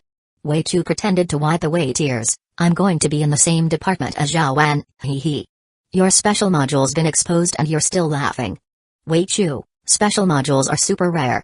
People who have them calling them the chosen ones isn't even an exaggeration. The chosen ones are always envied. Do you get that or not? Wei Chu was scolded into silence, and Qizhao didn't say anything either. Yeah, this was serious. If someone could launch Wei Chu's train, it meant he hadn't upgraded to must-have for lazy people, and the screen hadn't turned into a screen. That screen just sat there, anyone could use it. Mission must be accomplished had clearly been exposed. But it wasn't a huge issue, since modules followed the account. It was just that train was probably lost for good. Xiaoyu returned to the vehicle and got in touch with the inspector who'd been handling the area earlier. Hey, Brother Li. Yeah, it's Zhao Wan. The guy who hijacked the green train and fled. Have you found out who he is? We had 3 people chase him in, only one made it out. And then the train took off. The one who got out lost an arm too. He said all he saw was a line. Given the clean cut of his wound, we're suspecting the man paused for a few seconds. Hidden thread. Hidden thread? One of the Pingjing 9 thieves. Yep, one of the Pingjing 9 thieves' hidden thread. He must have snuck in with that group of wanted criminals last time, but only got exposed today while stealing someone's underwear. Thanks, Brother Li. Got it. Xiaoyu ended the call, her face darkening. Damn it, just had to be him. What is it? What's wrong? Your special module might be gone. Xiaoyu slammed the gas, the tires screeching as they sped off. At that moment, Wei Chu still thought it was just the train being gone. He had no idea something way worse was coming. Pingjing 9 thieves. Pingjing 9 thieves. Qizhao kept repeating those 4 words, frantically searching his memory. Sounded so familiar. Where had he heard it before? Pingjing 9 thieves. Got it. Li Susung had mentioned it once. Pingjing 9 thieves was a group that specialized in stealing special modules. And their organization definitely had mod extraction cards and module copy cards. Wei Chu's special module was in serious danger. Hidden Thread had a lanky build. He wore a gray cloth shirt, bin shoes, and had a pink pair of panties on his head with 2 bows on top. His eyes were all sclera, with an aquiline nose, sunken cheeks, and a sickly gray face that screamed overindulgence. Behind him, 5 inspectors from orderly heaven were chasing at full speed. Stop right there, you perverted freak. Damn it, bullets don't work on him. So weird, they just pass through his body. Shit, how does this old guy run so fast? Hearing them call him old, Hidden Thread snapped. You're old. Your whole family's old. I'm only 28, are you all blind? He turned back to curse them out. Hey, someone left a train door open? Hidden Thread instantly changed direction and dove into the green train. The 3 inspectors who followed him in had their throats sliced by a thin wire. 2 heads flew off with a swoosh. The last one turned to run in terror but still had his right arm severed. The 2 headless bodies crumpled to the ground. Hidden Thread licked the blood off the wire. He retracted, his expression twisted. You all really thought I couldn't handle you? I just didn't feel like playing with you, that's all. He stopped chasing and shut the train door behind him. Whatever, couldn't complete the mission anyway. Yurden, order dogs, bow before your grandpa. He moved through the train and reached the initial carriage. At the screen, he was just about to log out the current account and switch to his own. Holy shit, a special module? Mission must be accomplished? Hidden Thread's heart skipped a beat. His eyes darted around before he immediately launched the train. Among the many groups in the New World, Pingjing 9 Thieves was pretty infamous. Though they had only 9 members, each was powerful. And each had their own unique theft kink. Hidden Thread, for example, had a thing for stealing women's underwear. Their shared goal was to steal the 12 special modules that couldn't be obtained through regular upgrades. Called the 9 Thieves, but really, there were fewer than 5 left now. 4 were already down, 3 dead, 1 captured. Hidden Thread, as one of the remaining 5, was ranked weakest in overall strength. Wahahaha. Didn't expect a surprise bonus. Heavens watching over me, this trip was worth it. So, Wei Chu's this batch's newbie. He's not still on the train, is he? Hidden Thread narrowed his eyes and started checking the whole train. Once he confirmed he was alone, he relaxed. He quickly opened the train conductor chatroom, looking for a bridge account to contact his gang. Finally, after hopping through 3 relay points, he got in touch with his fellow thief Ghost Bro. Hurry up, hurry. Get me a mod extraction card now. What's the rush? You found some kind of special module? Cut the crap, hurry. He might log out any second. I want your ghost cloak. The ghost cloak Hidden Thread was wearing had come from a level 7 treasure chest. It let him vanish from sight. It also let him enter stealth weird mode, temporarily immune to all physical attacks. Only anti-weirdness items could hurt him. And those were even rarer. Basically, the ghost cloak was one of Hidden Thread's core gears. That's why the inspector's bullets had no effect during the chase. The bullets just passed right through him. You greedy bastard, not afraid you'll choke on your own appetite? Alright then, tell me which module you found. Chapter 147, A Man at 30 has no choice, that damn ghost bro. Still so sneaky. Hidden Thread was in a bind. Mission must be accomplished gets better daily rewards as you level up. No way he could tell the truth, or that guy would definitely raise the price last minute. Even though they were in the same organization, there wasn't any real unity. They were just a pile of loose sand, bound together only by profit.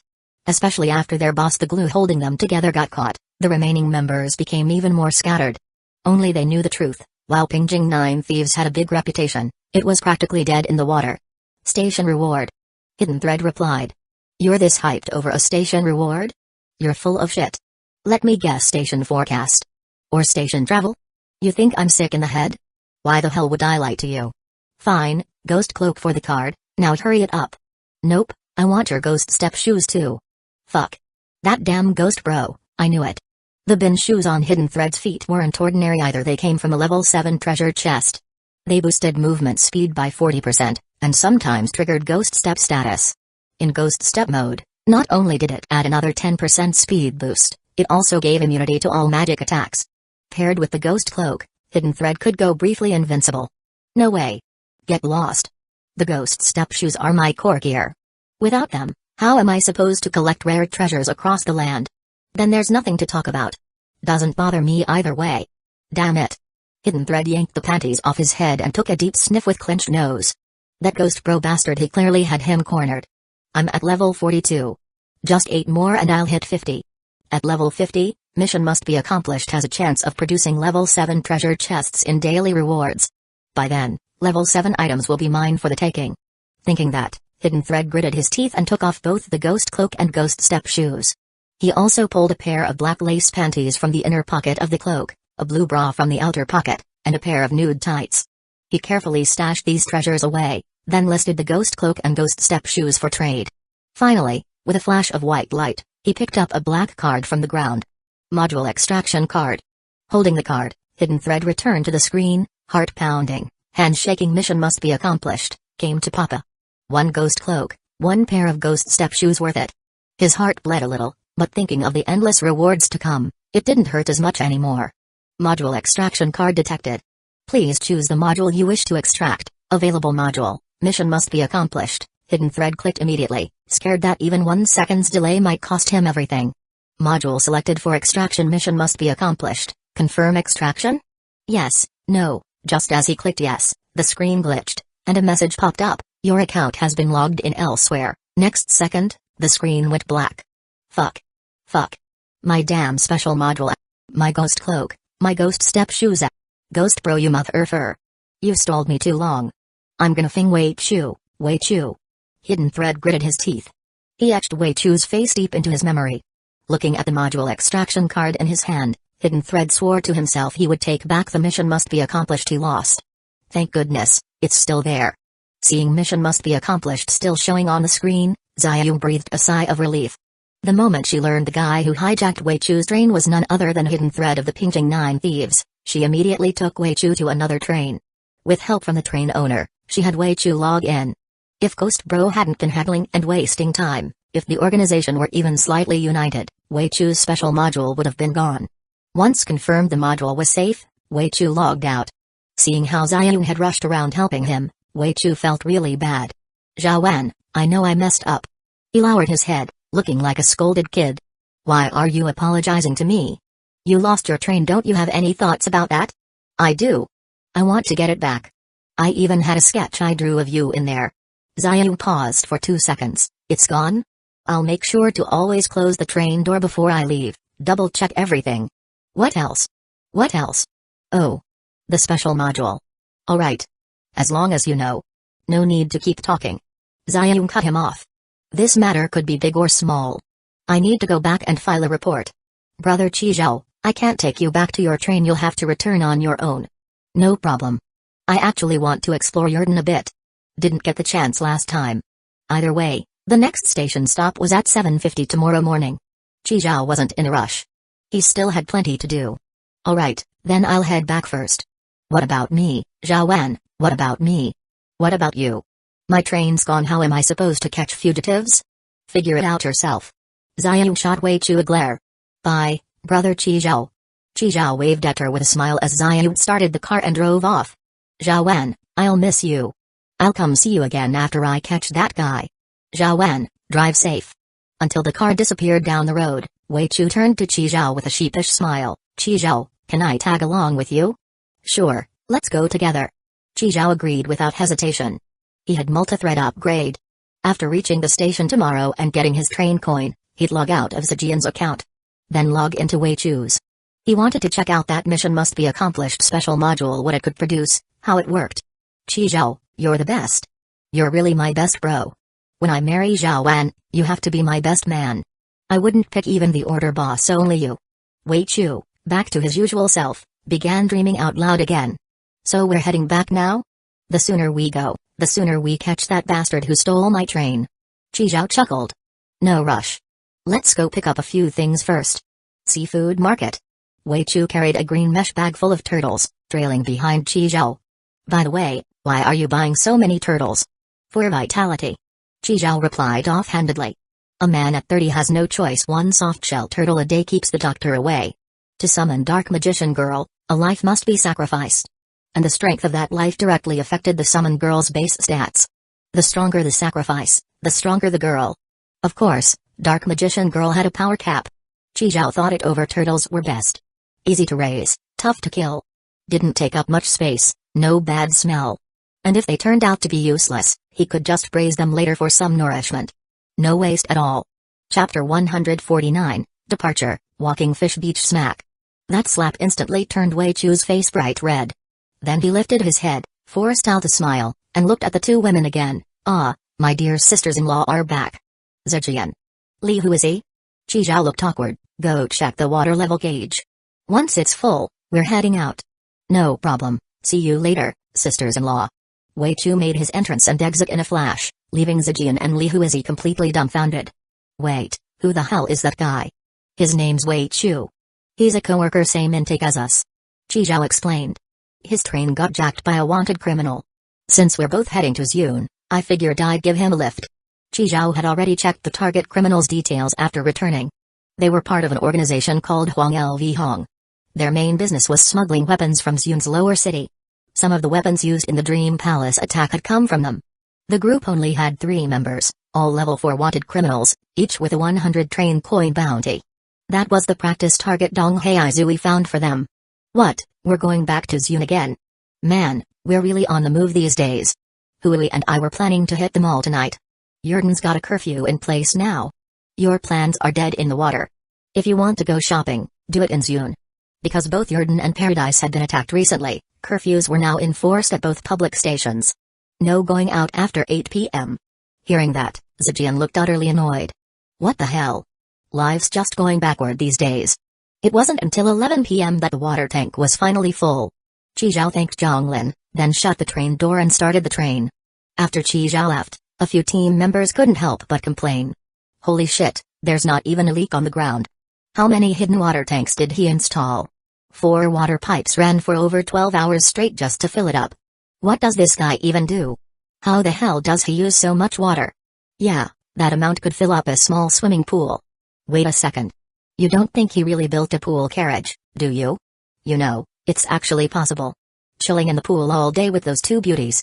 Fuck, what kind of god-tier lifestyle is that? Young guys really have it good. Back in my enchanted days, I could barely handle a 2-on-1 myself. Enough with the bullshit, each of you grab a pipe and move. Zhonglin pointed at the water pipes on the ground and shouted, you wanna go home or not? With Zhonglin barking orders, the crew scurried off dragging the pipes, all clenching their butts. A regular carriage was 5 meters long, 3 meters wide, and 2.8 meters tall. An enlarged planting carriage measured 7 meters long, 4 meters wide, and 3.5 meters tall. Besides the peach tree planted at the center, It also held mushrooms, Chinese cabbage, tomatoes, and cucumbers. Qi was now standing beside the peach tree, gently stroking its leaves. The first time he stopped at Yurden, the peach tree sapling was only about 60 centimeters tall. Now it was over a meter high. Its trunk had grown as thick as a child's wrist. It was no longer a sapling, it was a young peach tree. Now fully watered, its leaves glowed a vibrant green, exuding a refreshing fragrance. Just one sniff was enough to make you feel energized and refreshed. As the peach tree grew, it demanded more and more resources. An auto-veggie farming machine made from zombies and plant pots, paired with 3 compost bins. And most importantly Laoyu. That made for a complete auto-fertilizer supply system. Together, they worked around the clock to produce fertilizer and feed the peach tree, which was why it was growing so fast. The water tank took so long to fill because 3/4 of the water added throughout the day had been sucked up by the tree. While playing with a peach tree leaf, Qi summoned a screen. While the train could stop at public stations, the departure point couldn't be one. So, to transfer between public stations, a random stop had to be made first. Before heading to Ziyun, Qi had to make a random station stop. Next station stop, Walking Fish Beach, single-player station, latest departure time, 72 hours after stopping, walking fish will land on a beach. Their metallic walking legs contain special bacteria. If attacked by them, you'll be infected. Infected individuals swell up from gas buildup, reek of death, and die quickly. Danger level, level 5, number of walking fish will increase over time, raising danger level. After 6 hours, multiple walking sharks will land. Walking shark bellies have a chance to drop level 4 treasure chests. After 12 hours, a walking whale shark will land. Walking whale shark will definitely drop a level 5 treasure chest. After 24 hours, the walking octopus king will land. Walking octopus king will definitely drop a level 6 treasure chest. Walking fish beach. Qi read the station forecast info and immediately recognized the world it came from. Junji Ito's horror manga, Jo. This time, it was a manga world. He remembered it vividly, those creepy walking fish, freakishly fast and agile. They gave off a strong corpse stench, and their walking legs could infect you on contact. Their weakness was the metallic walking legs beneath them that was their actual body. The fish on top were just dead meat, powering the legs. Destroy the power source, and the legs would collapse.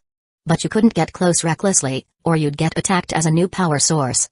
These things weren't to be fought head-on. Even with protective gear, it wasn't safe. If you got injured, who knew what level of antidote might work? Walking sharks didn't even show up until 6 hours in, and treasure chest drops were only a chance. The whale shark at 12 hours and the octopus king at 24 hours guaranteed chest drops? How big were those damn things? Better start prepping. This was the benefit of having the station forecast. Knowing tomorrow's stop in advance let you prep accordingly. This was the power of intelligence. Others stopped at stations feeling uncertain and anxious. Because they didn't know what kind of tomorrow awaited them. Sure, they could buy info locks to get station intel. But that cost train coins, and sometimes you couldn't even get it. Qi didn't have that problem. Good news or bad, he always knew ahead of time. If it was good, then awesome. If bad, he'd have time to prepare. That afternoon, he'd withdrawn every train coin from his savings card, 310 in total. Qi's thought process, what the fuck's the point of letting it sit there? The priority's boosting my strength. It doesn't even earn interest. With the 119 coins he had left, Qi now had 429 train coins total. For tomorrow's station, the cannon carriage would be crucial. Qi went to the cannon carriage and inspected each barrel. Cannon 1, integrity 70%, Cannon 2, integrity 45%, Cannon 3, damaged, needs repair, Cannon 4, integrity 74%, Cannon 5, damaged, needs repair, Cannon 6, integrity 85%. Qi shook his head and spent 20 train coins to repair cannons 3 and 5. Then he spent another 14 coins to restore the remaining barrels to 100%. Now all 6 barrels were as good as new, fresh from the factory. These would be the main weapon against the walking fish tomorrow. After the cannons were fixed, Qi opened the trading platform and bought other essential gear. Protective suits, mask filters, flamethrowers, molotovs. Just as Qi was preparing supplies, he felt the bonded ring on his hand buzz slightly. Kong Yu had finally replied. Chapter 150, this is the special module during the day. Qi slipped a note into the bonded ring.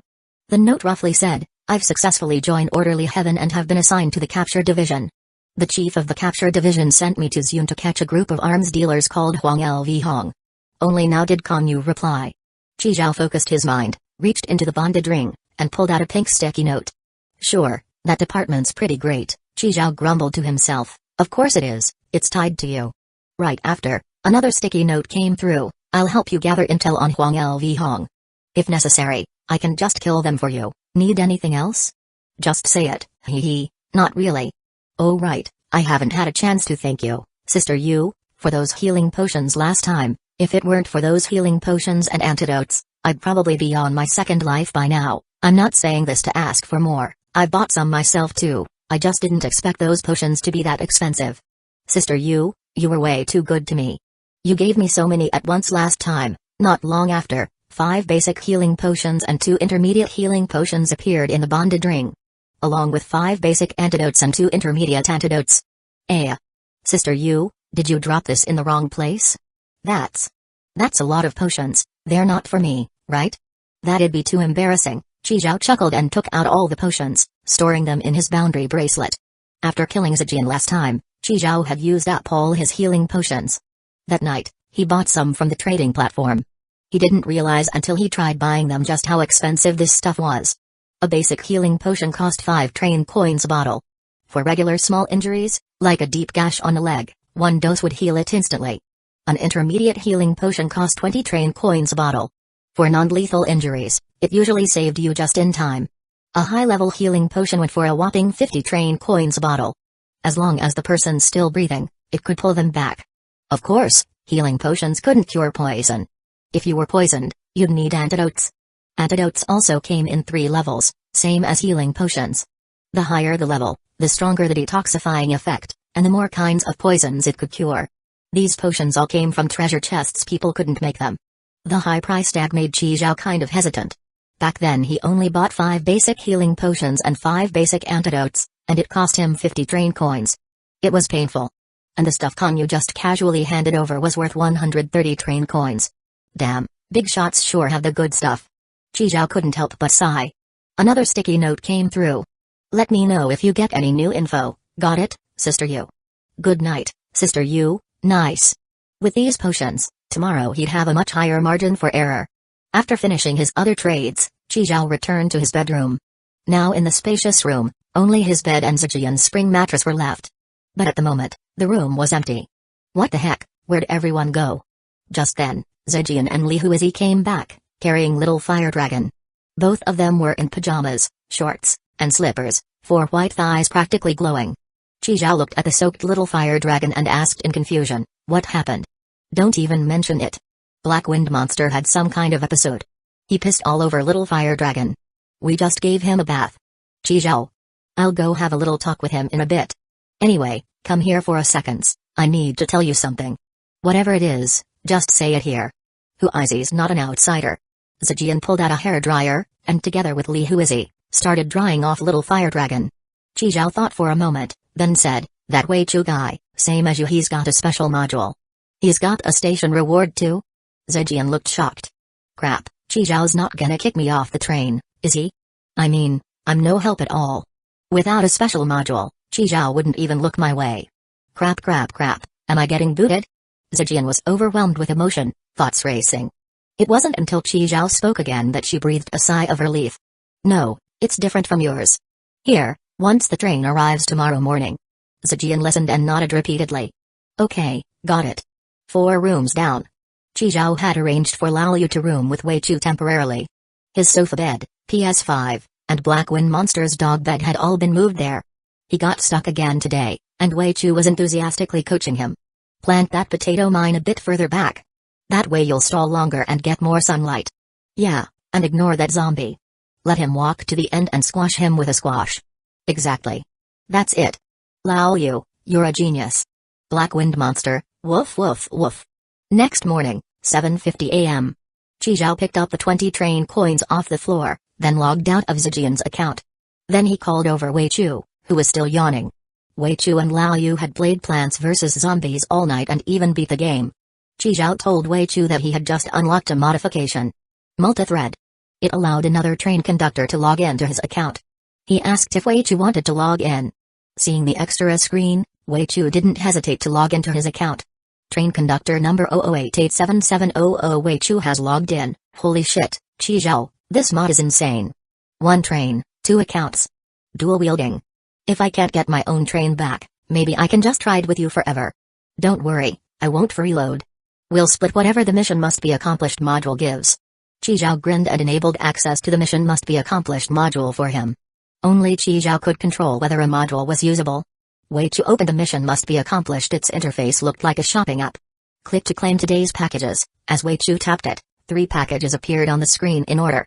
Package 1, a sexy purple pajama. Brother says purple's got serious charm. Package 2, half a magic ice melon, lowers body temp for 30 minutes after eating, a summer essential.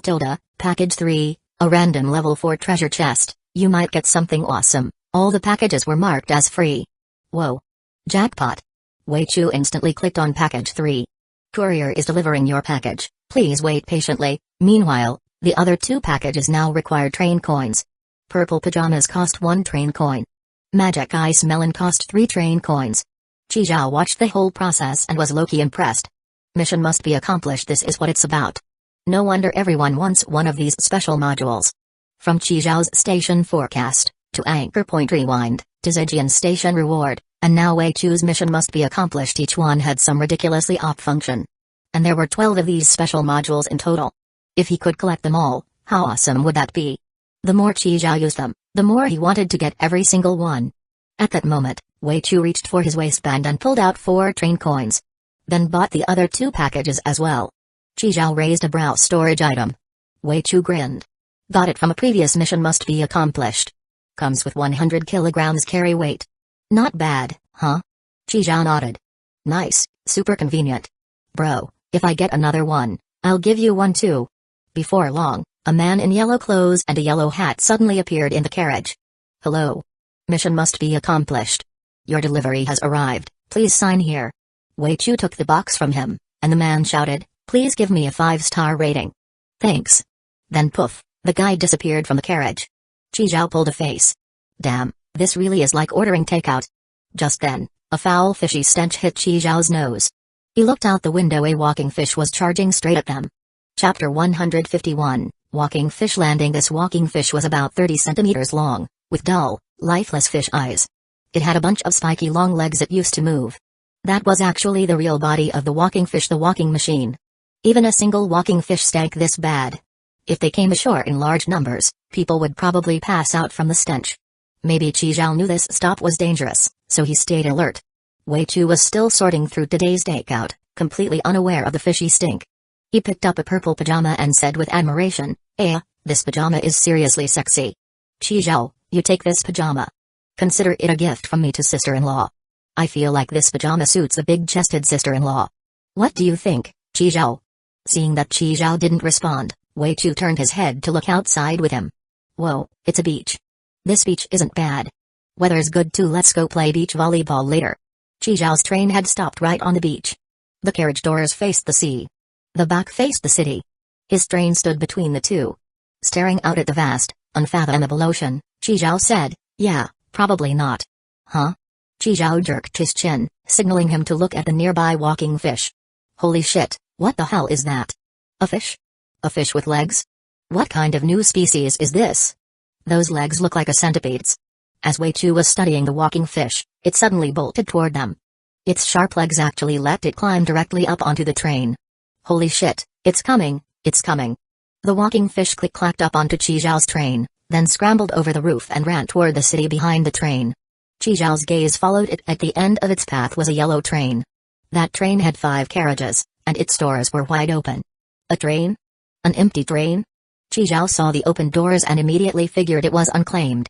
Roughly 500 meters away, and the walking fish hadn't started landing en masse yet. Perfect chance. You guys stay in the train, don't go out. He said that, then opened the door and quickly shut it behind him. In less than 3 seconds, the stench started seeping into the carriage. Wei Chu frowned. Holy fuck, did someone die? What's that smell? Qi Zhao sprinted the 500 meters in one go. On the way, he shot that walking fish to pieces. Once the walking machine was destroyed, the walking fish naturally stopped moving. Qi Zhao entered the yellow train and immediately dismantled the extra carriages. The dismantled materials, combined with leftover resources from his own train, were transferred to himself. Transferred 1,750 kilograms of metal, 900 kilograms of plastic, and 649 kilograms of wood to train conductor Qi Zhao, ID 19,990,526. Then Qi Zhao stepped out of the train, placing his hand on it. With this train, he could fine-tune his plans even more. Boundary bracelet collect. He dismantled the extra carriages so he could absorb it faster into the boundary bracelet. The heavier the object, the longer it took to store in the special slot. Just then, in the space where the carriages had been, two over-meter-long walking machines appeared. But these walking machines weren't powered by fish, they were powered by humans. Tubes were inserted into their mouths and rear ends, and the gas from their bodies was funneled through the tubes to power the walking machines underneath them. That was how the walking machines were driven. And those two people had long since become corpses. The two humanoid walking machines charged toward Qi Zhao, who narrowed his eyes and drew his ZZ pistol frost bullets. Though the walking machines moved fast, they were still slower than bullets. The frost bullets slowed them down further. Once they were slowed, Qi Zhao switched to armor-piercing rounds. Bang bang bang bang bang. The armor-piercing rounds hit the walking machines like chopsticks poking tofu. Each shot punched a hole. Their internal structures were damaged and they ground to a halt. Anyone who didn't know better might have kept attacking the people on top of the walking machines. Since at a glance, those legged platforms didn't look like the monsters themselves. Looks like those two were probably the owners of this train. Qi Zhao never let go of the train the whole time. Faster, faster. Maybe it was because of those two corpses, but the fishy stink was getting worse and worse. A second later, the train was stored into the boundary bracelet. Qi Zhao let out a breath and ran back to his own train. Just as he opened the door, black clouds rolled in over the beach in the distance. The walking fish had started landing. Qi Zhao rushed into the train and slammed the door shut. Countless walking fish surged out of the sea, swarming up the beach toward the city. They came in all sizes, some over a meter long, others no bigger than a palm. All kinds of fish were represented. If it had a name, you could probably find it here. Sharks, big opium fish, giant moray eels, blue carp, salmon, smallmouth fish, stickfish, boss fish. The wave of stench surged with their charge, practically condensing into a visible wall of stink. It wasn't just foul, it was the sickening reek of rotting fish. Fishy and foul, Qi Zhao felt, for the first time, that smells could kill. Wei Chu had already put on the protective mask Qi Zhao gave him earlier. Qi Zhao put his on too. This was a high-end internal filter mask, made in Zune Piltover. Once it was on, that brain-piercing stench was finally mostly blocked. Nice, worth the money. Qi Zhao, what the hell is going on? What are these things? Fish aren't supposed to run on land. Since when do fish have legs? Is this nuclear wastewater mutation? Are they invading the land? Qi Zhao couldn't help but admire Wei Chu's wild imagination. The walking fish weren't after Qi Zhao's train, they were heading for the city behind them. As long as Qi Zhao and the others stayed inside, aside from the smell, they weren't in much danger. Most of the walking fish passed right by the train, but a few did attack it. Their sharp long legs clanged against the train, echoing inside with an annoying da-da-da-da-da-da. The noise was maddening. Fuck, this isn't gonna work. Qi Zhao, open the door and let me out. I'll clean up these freaky fish. As he spoke, Wei Chu reached to his waistband and pulled out 2 golden desert eagles. No need. I'm afraid you'd get gassed to death out there. Then what, we just let them wreck your train? No way. I can't take this. Today, bro's gonna show them what double gun Li Ziyang Yang is all about. Qi Zhao slapped a hand on Wei Chu's shoulder and made a SHH gesture. He signaled him to quiet down and listen carefully. Sure enough, the clattering began to fade. Outside the train, a humanoid figure about 2 meters tall, hunched over, with mantis-like arms, was slicing through the attacking walking fish. Its scythe arms swept through the fish's bodies, effortlessly slicing them in two. It was the crimson beast Qi Zhao had left outside. Chapter 152, I offered 2 soft-shell turtles as a sacrifice to summon Dark Magician Girl. This crimson beast had 10 dots on its face, pretty solid combat strength, and sharp blades. Then there's Old Master Ren, with his pair of laser claws about 40 centimeters long, more powerful than the crimson beast's blade arms. He was fully wrapped in external armor. Even though he was a zombie, he no longer feared sunlight. Under the armor, there was also true ice superconductivity, never overheating. This was exactly the cybernetic Old Master Ren Qi Zhao had someone modify back in Zune. Together, the two of them cleared out the walking fish attacking the train. Then threw them far away. Just like that, the first wave of the fish tide was over. The train quieted down. Wei Chu looked confused. What's going on? They realized they couldn't get in and just left? These fish are actually kind of smart. Qi Zhao looked at the city behind him, his brow furrowing tightly. If he guessed right, someone was probably living in that city. But he couldn't worry about that now. It was clearly impossible to kill all these walking fish. He wasn't going to be some savior. Qi Zhao's main targets were the walking shark after 6 hours of staying, the walking whale shark after 12 hours, and the walking octopus king after 24 hours. Because only they dropped treasure chests. The walking giant shark had a chance to drop level 4 treasure chests. The walking whale shark was guaranteed to drop level 5 treasure chests. And the walking octopus king guaranteed level 6 treasure chests. Now, it was just a matter of waiting for them to land. Zijian and the others also arrived. Ugh, it stinks. I'm gonna pass out from the smell. Qi Zhao pulled out the protective masks he had already prepared from the boundary bracelet and handed them out. Once they put on the masks, their expressions eased. Whoa, these masks are amazing. The smell's totally gone. Where'd you get them? Just bought them. Qi Zhao said casually. Back to the point, what the hell is going on? Fish girl eggs? Horror manga, ever read Junji Ito's Jo? Li Huizi nodded, showing she knew it. Zijian, on the other hand, looked totally lost. What manga? What Ito? What fish? We're in a world just like that now. Let's go everyone to the cannon carriage. Train conductor. All cannon barrels loaded and ready, awaiting orders. Also, having stayed up all night, Lao Yu was still full of energy just like a gourd baby. Hold position. Yes, sir. Today, Lao Yu was assigned by Qi Zhao as the cannon operator. Qi Zhao told him these things were zombie fish when the time came, follow orders and fire hard. Lao Yu had already been itching to get started. Come over, I just snagged a train. Change of plans, listen up. 3 hours later, another wave of walking fish landed. Same as last time, they rushed straight into the city behind Qi Zhao. A small portion stayed behind to attack the train, but they were easily wiped out by Old Master Ren and the Crimson Beast. By 2 p.m., another wave of walking fish came ashore. Qi Zhao perked up their ear. This wave would include walking giant sharks, which had a chance of dropping level 4 treasure chests. The walking giant shark was 6 meters long. The moment it landed, it stood out from the crowd, utterly massive. 1, 2, 3, 4. 10 of them. These giant sharks were even longer than Qi Zhao's regular carriage, absolutely enormous. Their true bodies, the walking machines, were also gigantic. On the train roof, Old Master Ren had been storing energy. He fired off an energy cannon shot. The first walking giant shark got pierced right through and collapsed unwillingly. This was the same model as Li Jieyang's. It could even melt through walls. Sensing the attack, the walking fish quickly changed direction and charged straight at Qi Zhao. 7 walking giant sharks launched an assault. Countless small walking fish were crushed under their feet. As they entered cannon range, Qi Zhao roared, "Fire! Fire!" With the command to fire, Lao Yu slammed the fire button. Cannons 1, 3, and 5 fired simultaneously. 3 high explosive shells detonated in the fish swarm. The high explosive shells used shockwaves and shrapnel from the blast to damage the targets.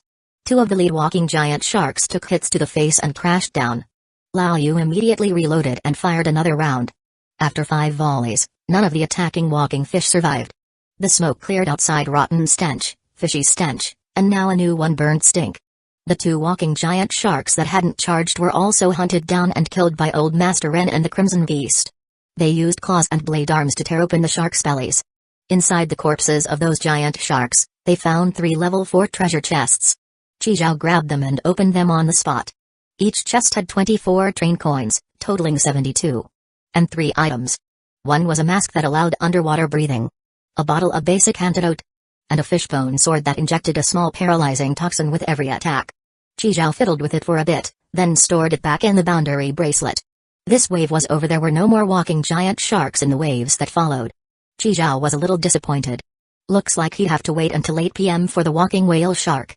Night had already fallen. The blue sea reflected the bright moonlight. Old Master Ren stood atop the train, eyes glowing like daylight, acting as headlights and illuminating the beach. Back in Ziyun, Old Master Ren's eyes had been modified into super strong lights. Qi Zhao's original idea was to suddenly flash them during combat and blind the enemy. But there hadn't been a chance to use them like that yet. Instead, they were now a lighting tool. At 8 p.m., the walking whale shark landed. That whale shark was 15 meters long, its whole body covered in metallic armor. From a distance, it looked like a steel battleship. Old Master Ren's energy cannon had been fully charged. He fired at the walking whale shark. What no one expected was, despite its massive size, the whale shark was incredibly agile. It twisted its body and dodged the cannon shot with ease. That shocked Qi Zhao. How did something so big manage that? What was even more shocking was that unlike the giant sharks that charged back when attacked, This one ran straight out of Qi Zhao's attack range. Its target was the city. Why did it feel like this guy was intelligent? Qi Zhao's brows furrowed. This wasn't good. His cannon carriage had limited firing angles. Wei Chu, go get me 2 softshell turtles. Got it. Soon, 2 softshell turtles were placed on the ground in front of Qi Zhao. I offer these 2 softshell turtles as a sacrifice to summon Dark Magician Girl. Qi Zhao raised the Dark Magician Girl monster card and shouted loudly. The 2 softshell turtles turned into glittering starlight and entered the card. The card emitted a dazzling white light, and a girl with long blonde hair, green eyes, and fair skin appeared in the train. She wore a blue conical hat, a blue off-shoulder bustier, and a pink mini-skirt. In her hand was a blue staff. Dark Magician Girl. Master, what do you need me to do? Qi Zhao pointed out the window at the walking whale shark, which was now out of cannon range. Kill it. Yes, Master. Dark Magician Girl floated upward, phasing through the train. She raised her staff as energy gathered on it. She shouted loudly, Dark Magic Attack. A beam of black energy pierced the air, blasting toward the walking whale shark. The whale shark reacted fast. It sensed the danger and immediately dodged to the side. But that black energy bent unnaturally, still piercing right through its body, including its core, the walking machine. This was the power of magic. One-shot kill. Dark Magician Girl smiled and turned back into her card, returning to Qi Zhao's hand. Remaining summons, 9. Chapter 153, Who Cooked This Fish? Good thing we had the Dark Magician Girl, otherwise, even if I caught up, it would have been a struggle. And I'd have to risk getting surrounded. Qi Zhao looked at the card in his hand and couldn't help but smile. Surprisingly useful. The loot from the level 6 treasure chest was definitely a big upgrade from level 5. Just 2 softshell turtles were that strong. Next time he'd try offering more. Qi Zhao, you lied to me. You said you were buying turtles for nourishment. Turns out they were sacrificial offerings. What the heck is this? So magical? Just 2 turtles to summon a beautiful girl? Yu-Gi-Oh cards. Never played? Wei Chu shook his head, indicating he hadn't. Then you had no childhood. Well, can't help it if you don't know. Wei Chu stared longingly as Qi Zhao put the card away. Old Master Ren's laser blade easily sliced through the whale shark's armor, retrieved the level 5 treasure chest from inside, and handed it to Qi Zhao. Level 5 treasure chest inside were 36 train coins and 1 item. Whale horn. When played, it can attract surrounding fish, huh? A god-tier fishing tool? It was milky white, shaped like a spiral whale horn. Qi Zhao gave it a try. The horn made a woo-oo woo-oo woo-oo sound, not very loud. He'd try it out later if he got the chance. Up till now, Qi Zhao had made it through with little danger. The biggest threat had been the all-pervading stench. But after a whole day of smelling it, and with the protective masks, they had all more or less gotten used to it. Now all that was left was the walking octopus king at 8 a.m. tomorrow. That one could drop a level 6 treasure chest. But there might also be other trains landing tomorrow morning. Have to wait and see. If some big shot really did stop here, he'd still have to retreat. After all, one level 6 treasure chest wasn't worth risking it all. And with the train they scored during the day, the retreat plan could be optimized. Let's go. Everyone off the train, we're switching locations. While no walking fish were landing yet, Qi Zhao moved the train. Just sitting here like this, it was way too conspicuous. The fish waves kept growing in number, and killing them wasn't really worthwhile. He couldn't let himself stay in such a dangerous area. They'd only been docked 12 hours, but the danger level had already risen to level 6. Qi Zhao moved the train to the edge between the beach and the city. Even if more walking fish landed, they wouldn't walk across his train anymore. Dinner time. People are made of iron, food is made of steel. Skip a meal and you're starving. Even if it stank, dinner still had to be eaten. Looking at the dishes on the table, Qi Zhao looked completely dumbfounded. Who cooked this fish? Me, I did. Wei Chu raised his hand proudly. I figured I hadn't helped you much, so I went to the trading platform and bought 2 fish. Freshly killed, super fresh. Everyone said in unison, you eat it yourself. Next morning, 7:30 a.m., Qi Zhao stepped out. He found a spot with a good view and took out the yellow train. Then he logged into his own account. After that, he stored his original train into the boundary bracelet. All of them squeezed into this single initial carriage of the yellow train. Qi Zhao activated dynamic concealment, cloaking them while they waited for 8 a.m. inside the tiny initial carriage. 4 people, 1 dog, 1 fire dragon, and over 10 softshell turtles. As for why they were doing this, Qi Zhao's explanation was, smaller target, easier to escape. Even if his train could go invisible, what if whoever landed here could still see through it? If he ran into someone on Kanyu's level, he'd be screwed. 24 carriages in total, including 3 initial carriages, 1 cannon carriage, and several enlarged carriages. It was basically a big slab of fatty and lean braised pork belly. Who wouldn't want a bite? But this little yellow carriage looked more like a half-eaten duck neck, way less appealing. In the middle of nowhere like this, who knew if they might run into some thug gang? Better to be cautious. Time ticked to 8 a.m., and with a flash of white light on the beach, a black train appeared. It had 8 carriages, 3 of them initial carriages. Sure enough, someone else had landed. At the same time, the once calm coast began to churn violently. Waves surged onto the sand and receded, and a massive number of walking fish began to land. A group of people exited the train and started holding them off. Explosions flew, strange lights flashed. Surprisingly, they actually held back the walking fish wave. Qizhao lay against the train window, watching the show. Good thing they'd prepared. These people were clearly strong. Definitely veteran players. The fish swarm was even bigger than yesterday's, yet they were holding their ground. Too bad they could have just stayed in the train and waited it out. They didn't know the fish swarm's real target was actually the city behind them. They probably thought the fish were coming for them. That's the importance of intel. But even if they survived the fish swarm, they probably wouldn't escape the Octopus King. That was going to come down to raw power. Speaking of raw power, Qizhao glanced back at his own crew.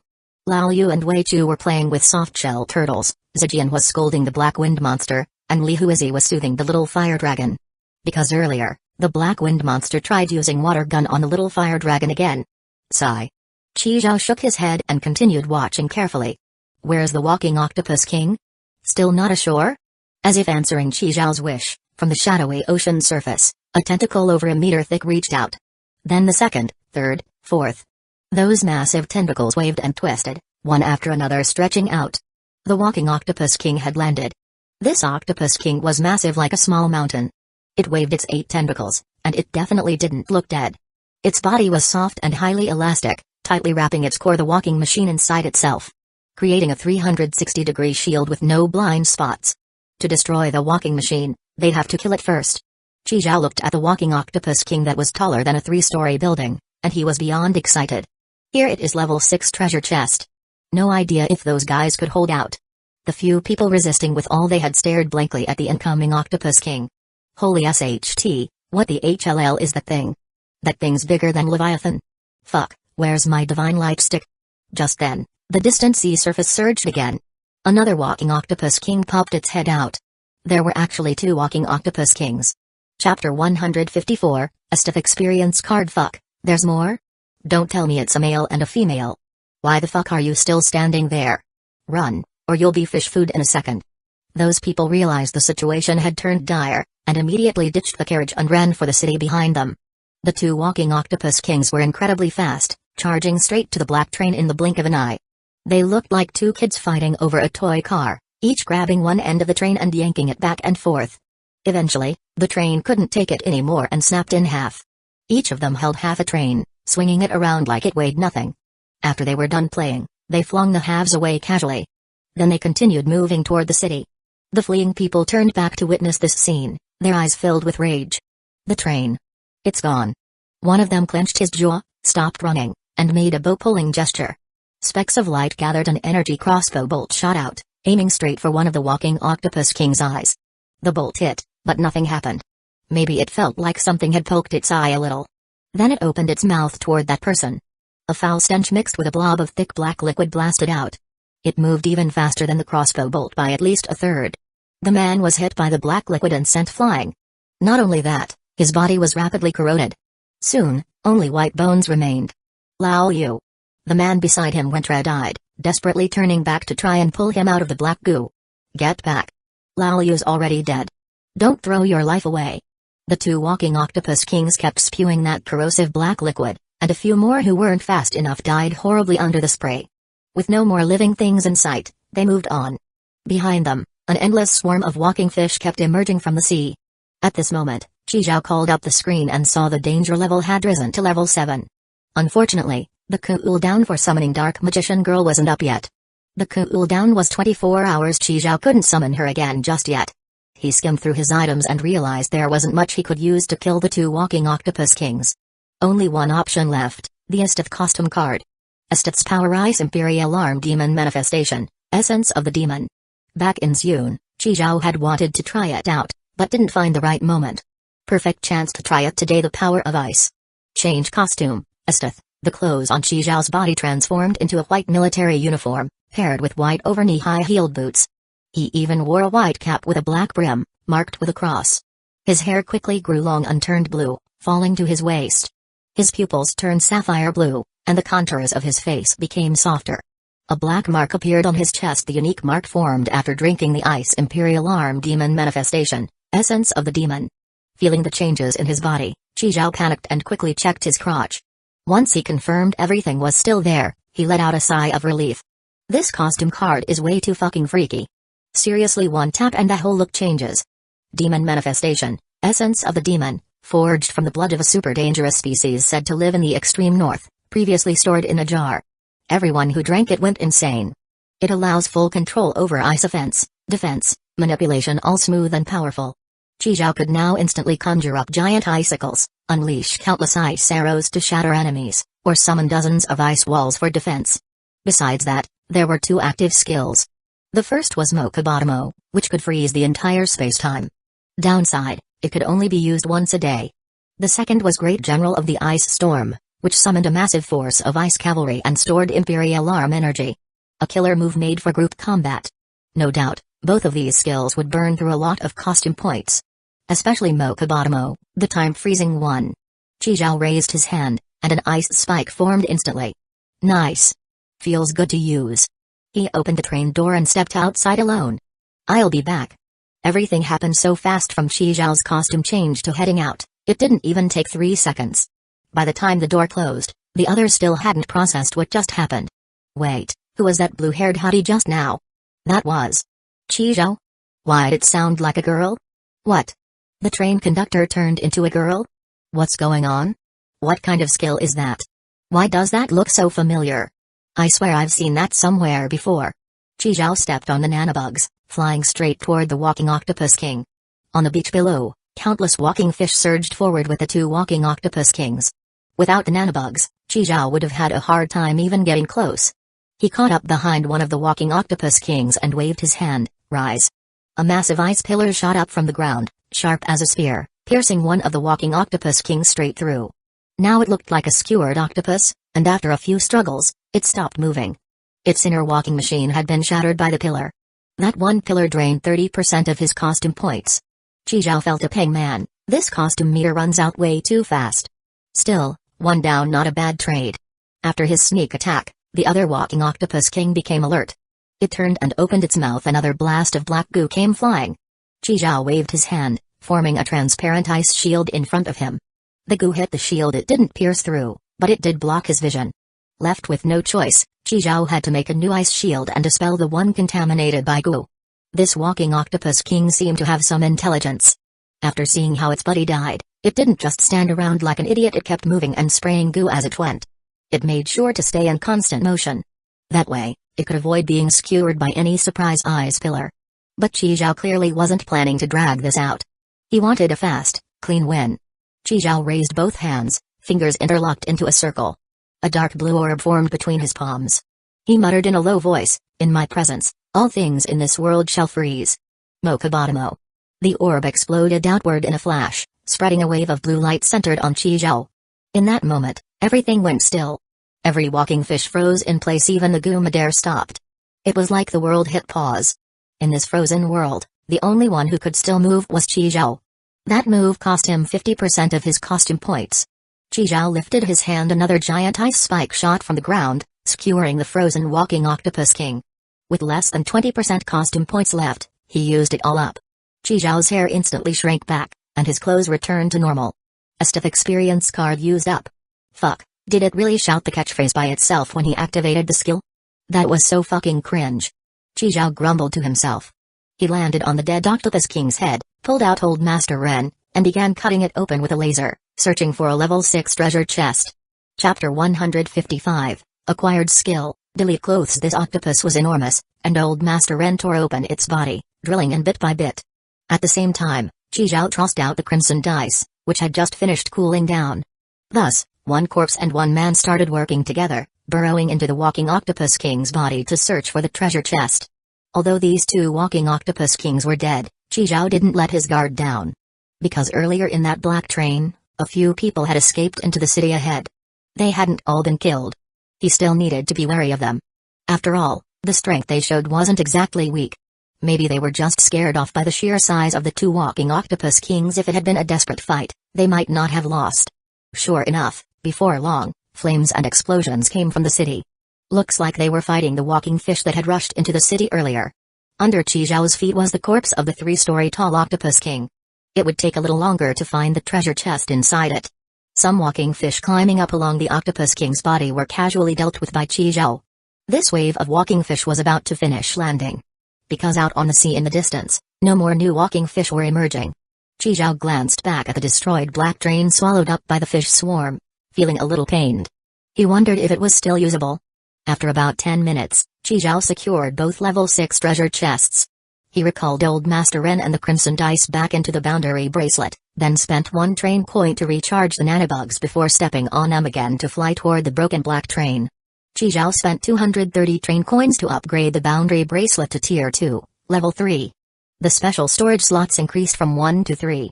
With the fish swarm gone, Qi Zhao took some time to store the broken black train into the boundary bracelet. After finishing all that, Qi Zhao returned to the yellow train, retrieved his own train.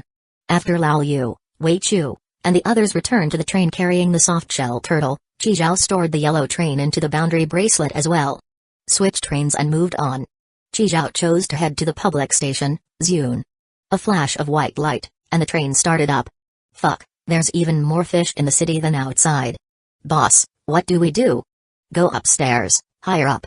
As they cleared the walking fish blocking their way, they sprinted toward the tall buildings. They reached the rooftop of an 18-story building and let out a sigh of relief. Looking down at the dense mass of walking fish still pouring in, each of them felt like they had just escaped death. Boss, those 2 giant octopuses don't seem to be chasing us. Look at those 2 big octopuses. Everyone turned to look. Seeing the scene, they all gasped. The 2 giant octopuses that had forced them to abandon their car were now impaled by ice pillars, nailed to the spot. Dead as dead could be. Just looking at those ice pillars made them feel a chill seep into their bones. This is a miracle. What kind of power is this? It's terrifying. Thank God we weren't the target. No way, there's another expert. So these monsters were targeting the city. Let's hurry back. Maybe our train is still usable. Once we can depart, let's leave. After resting for a bit and recovering their strength with healing potions, they got ready to head down the building and back to the beach. At the beach, aside from the 2 octopus kings skewered by the giant ice pillars, there were only paralyzed walking fish scattered everywhere. As for the train, it had vanished at some point. Boss, our train's gone. Damn, what's up with this station? BB boss, the monsters are coming again. Run. In the end, they all died in that city teeming with walking humans and walking fish. It seemed the world detected something, because in an instant, all the walking fish vanished. The destroyed city was restored, and the dead citizens reappeared on the streets. The world returned to its original state, peaceful, quiet, and beautiful. As if the program had reloaded, everything reset to the initial setup. No foul smells, no walking fish. Everything would stay still until another train arrived, and then the program would restart. Phew, so this is what normal air smells like. Once the train started up, the disgusting smell drilling into their heads disappeared too. They took off their masks, gulping down the fresh air. Wei Chu pointed at Qi Zhao in shock. You can actually turn into a beautiful girl? Qi Zhao, is there anything you can't do? Conductor, you were so pretty just now. Kama Qi Zhao, do it again. I didn't get a good look earlier. Zijian clung to Qi Zhao's arm, shaking it, begging him to perform again. As for Qi Zhao instantly killing the octopus king, nobody mentioned it at all. Only Li Huizi's eyes were filled with admiration. She gave a thumbs up and said, Sugoi. Next time for sure, next time for sure. Qi Zhao brushed it off, replying Sugoi to Li Huizi as well. Wei Chu, don't you want to check out your mission must be accomplished packages today? Oh right, I got distracted watching you. Wei Chu turned and tapped the screen. Today, his 3 packages were pretty ordinary, no items or treasure chests. Wei Chu randomly picked a bucket of fried chicken. Even though the train was traveling through the void, the little guy in the yellow uniform still showed up on time. Qi Zhao, come eat with us. You guys go ahead. I'm a bit tired, gonna catch up on sleep. Saying that, Qi Zhao sat on the spring mattress and teleported to the rear initial carriage. Then he opened up the trading platform and bought 2 level 6 keys. Those 2 keys cost him another 160 train coins. Big handfuls of train coins were thrown into the coin slot. Even Qi Zhao couldn't help but feel the pain. A flash of white light, and Qi Zhao got the 2 keys. These 2 keys were seriously weird. One was the size of a winter jujube, a little eyeball with a lively purple pupil. When you stared at it, you felt like someone was watching you from behind. The other one was actually shaped like a key. Even though it looked like a key, it squirmed in his hand and even stretched out its tongue to lick Qi Zhao's palm. It was alive. Qi Zhao shook his head and used them both to open the 2 newly acquired level 6 treasure chests. These 2 treasure chests looked just like real ones, shining with a silvery white glow. Opening the lids, he found 60 train coins piled up inside each one. After stashing the train coins into the boundary bracelet, Qi Zhao pulled out the items inside. A yellow card, and a white in-ear earbud. After taking out the items, Qi Zhao designated a material input zone. He tossed the empty treasure chests with lingering stink into it. The smell immediately vanished. Only then did Qi Zhao relax and start studying the 2 items. Skill card, skill card? Qi Zhao held the yellow card, and at the same time, a new screen popped up on the light curtain. Skill card detected. Delete clothes. Activate. Yes/no. Skill card? Delete clothes? Qi Zhao clicked yes, and the yellow card turned into a stream of light, flowing into his body. You have acquired the skill, delete clothes. You can temporarily remove the target's clothes. Removal duration, 3 minutes. Cool down for the same piece of clothing, 60 minutes, so this is a skill. Never thought my first proper skill would be ... removing other people's clothes. Qi Zhao was utterly dumbfounded. After leaving the dragon world, he had unlocked word spirit, ×0. But he never really understood why he had gotten that ability. In contrast, this skill card clearly explained what he had learned, how to use it, and the cooldown time. If he could suddenly strip an enemy's armor during a fight, it might have some unexpected effects. Thinking about that, Qi Zhao nodded to himself. He would try it out on Lao Yu later. After activating the skill card, Qi Zhao picked up the white in-ear earbud. It was just a single earbud, not even a pair. Confidence earbud. When worn, it will play background music, BGM, according to different situations, boosting your confidence and fighting spirit. In this BGM, I am invincible, Qi Zhao. He stuffed the earbud into his left ear. Sure enough, music started playing. It was a gentle, relaxing symphony that soothed the mind. Qi Zhao listened for a while, then took it out and put it away. No wonder there was only one earbud. If both ears were blocked, you wouldn't hear teammates or enemies during a fight. That would be like voluntarily giving up one of your 5 senses in battle.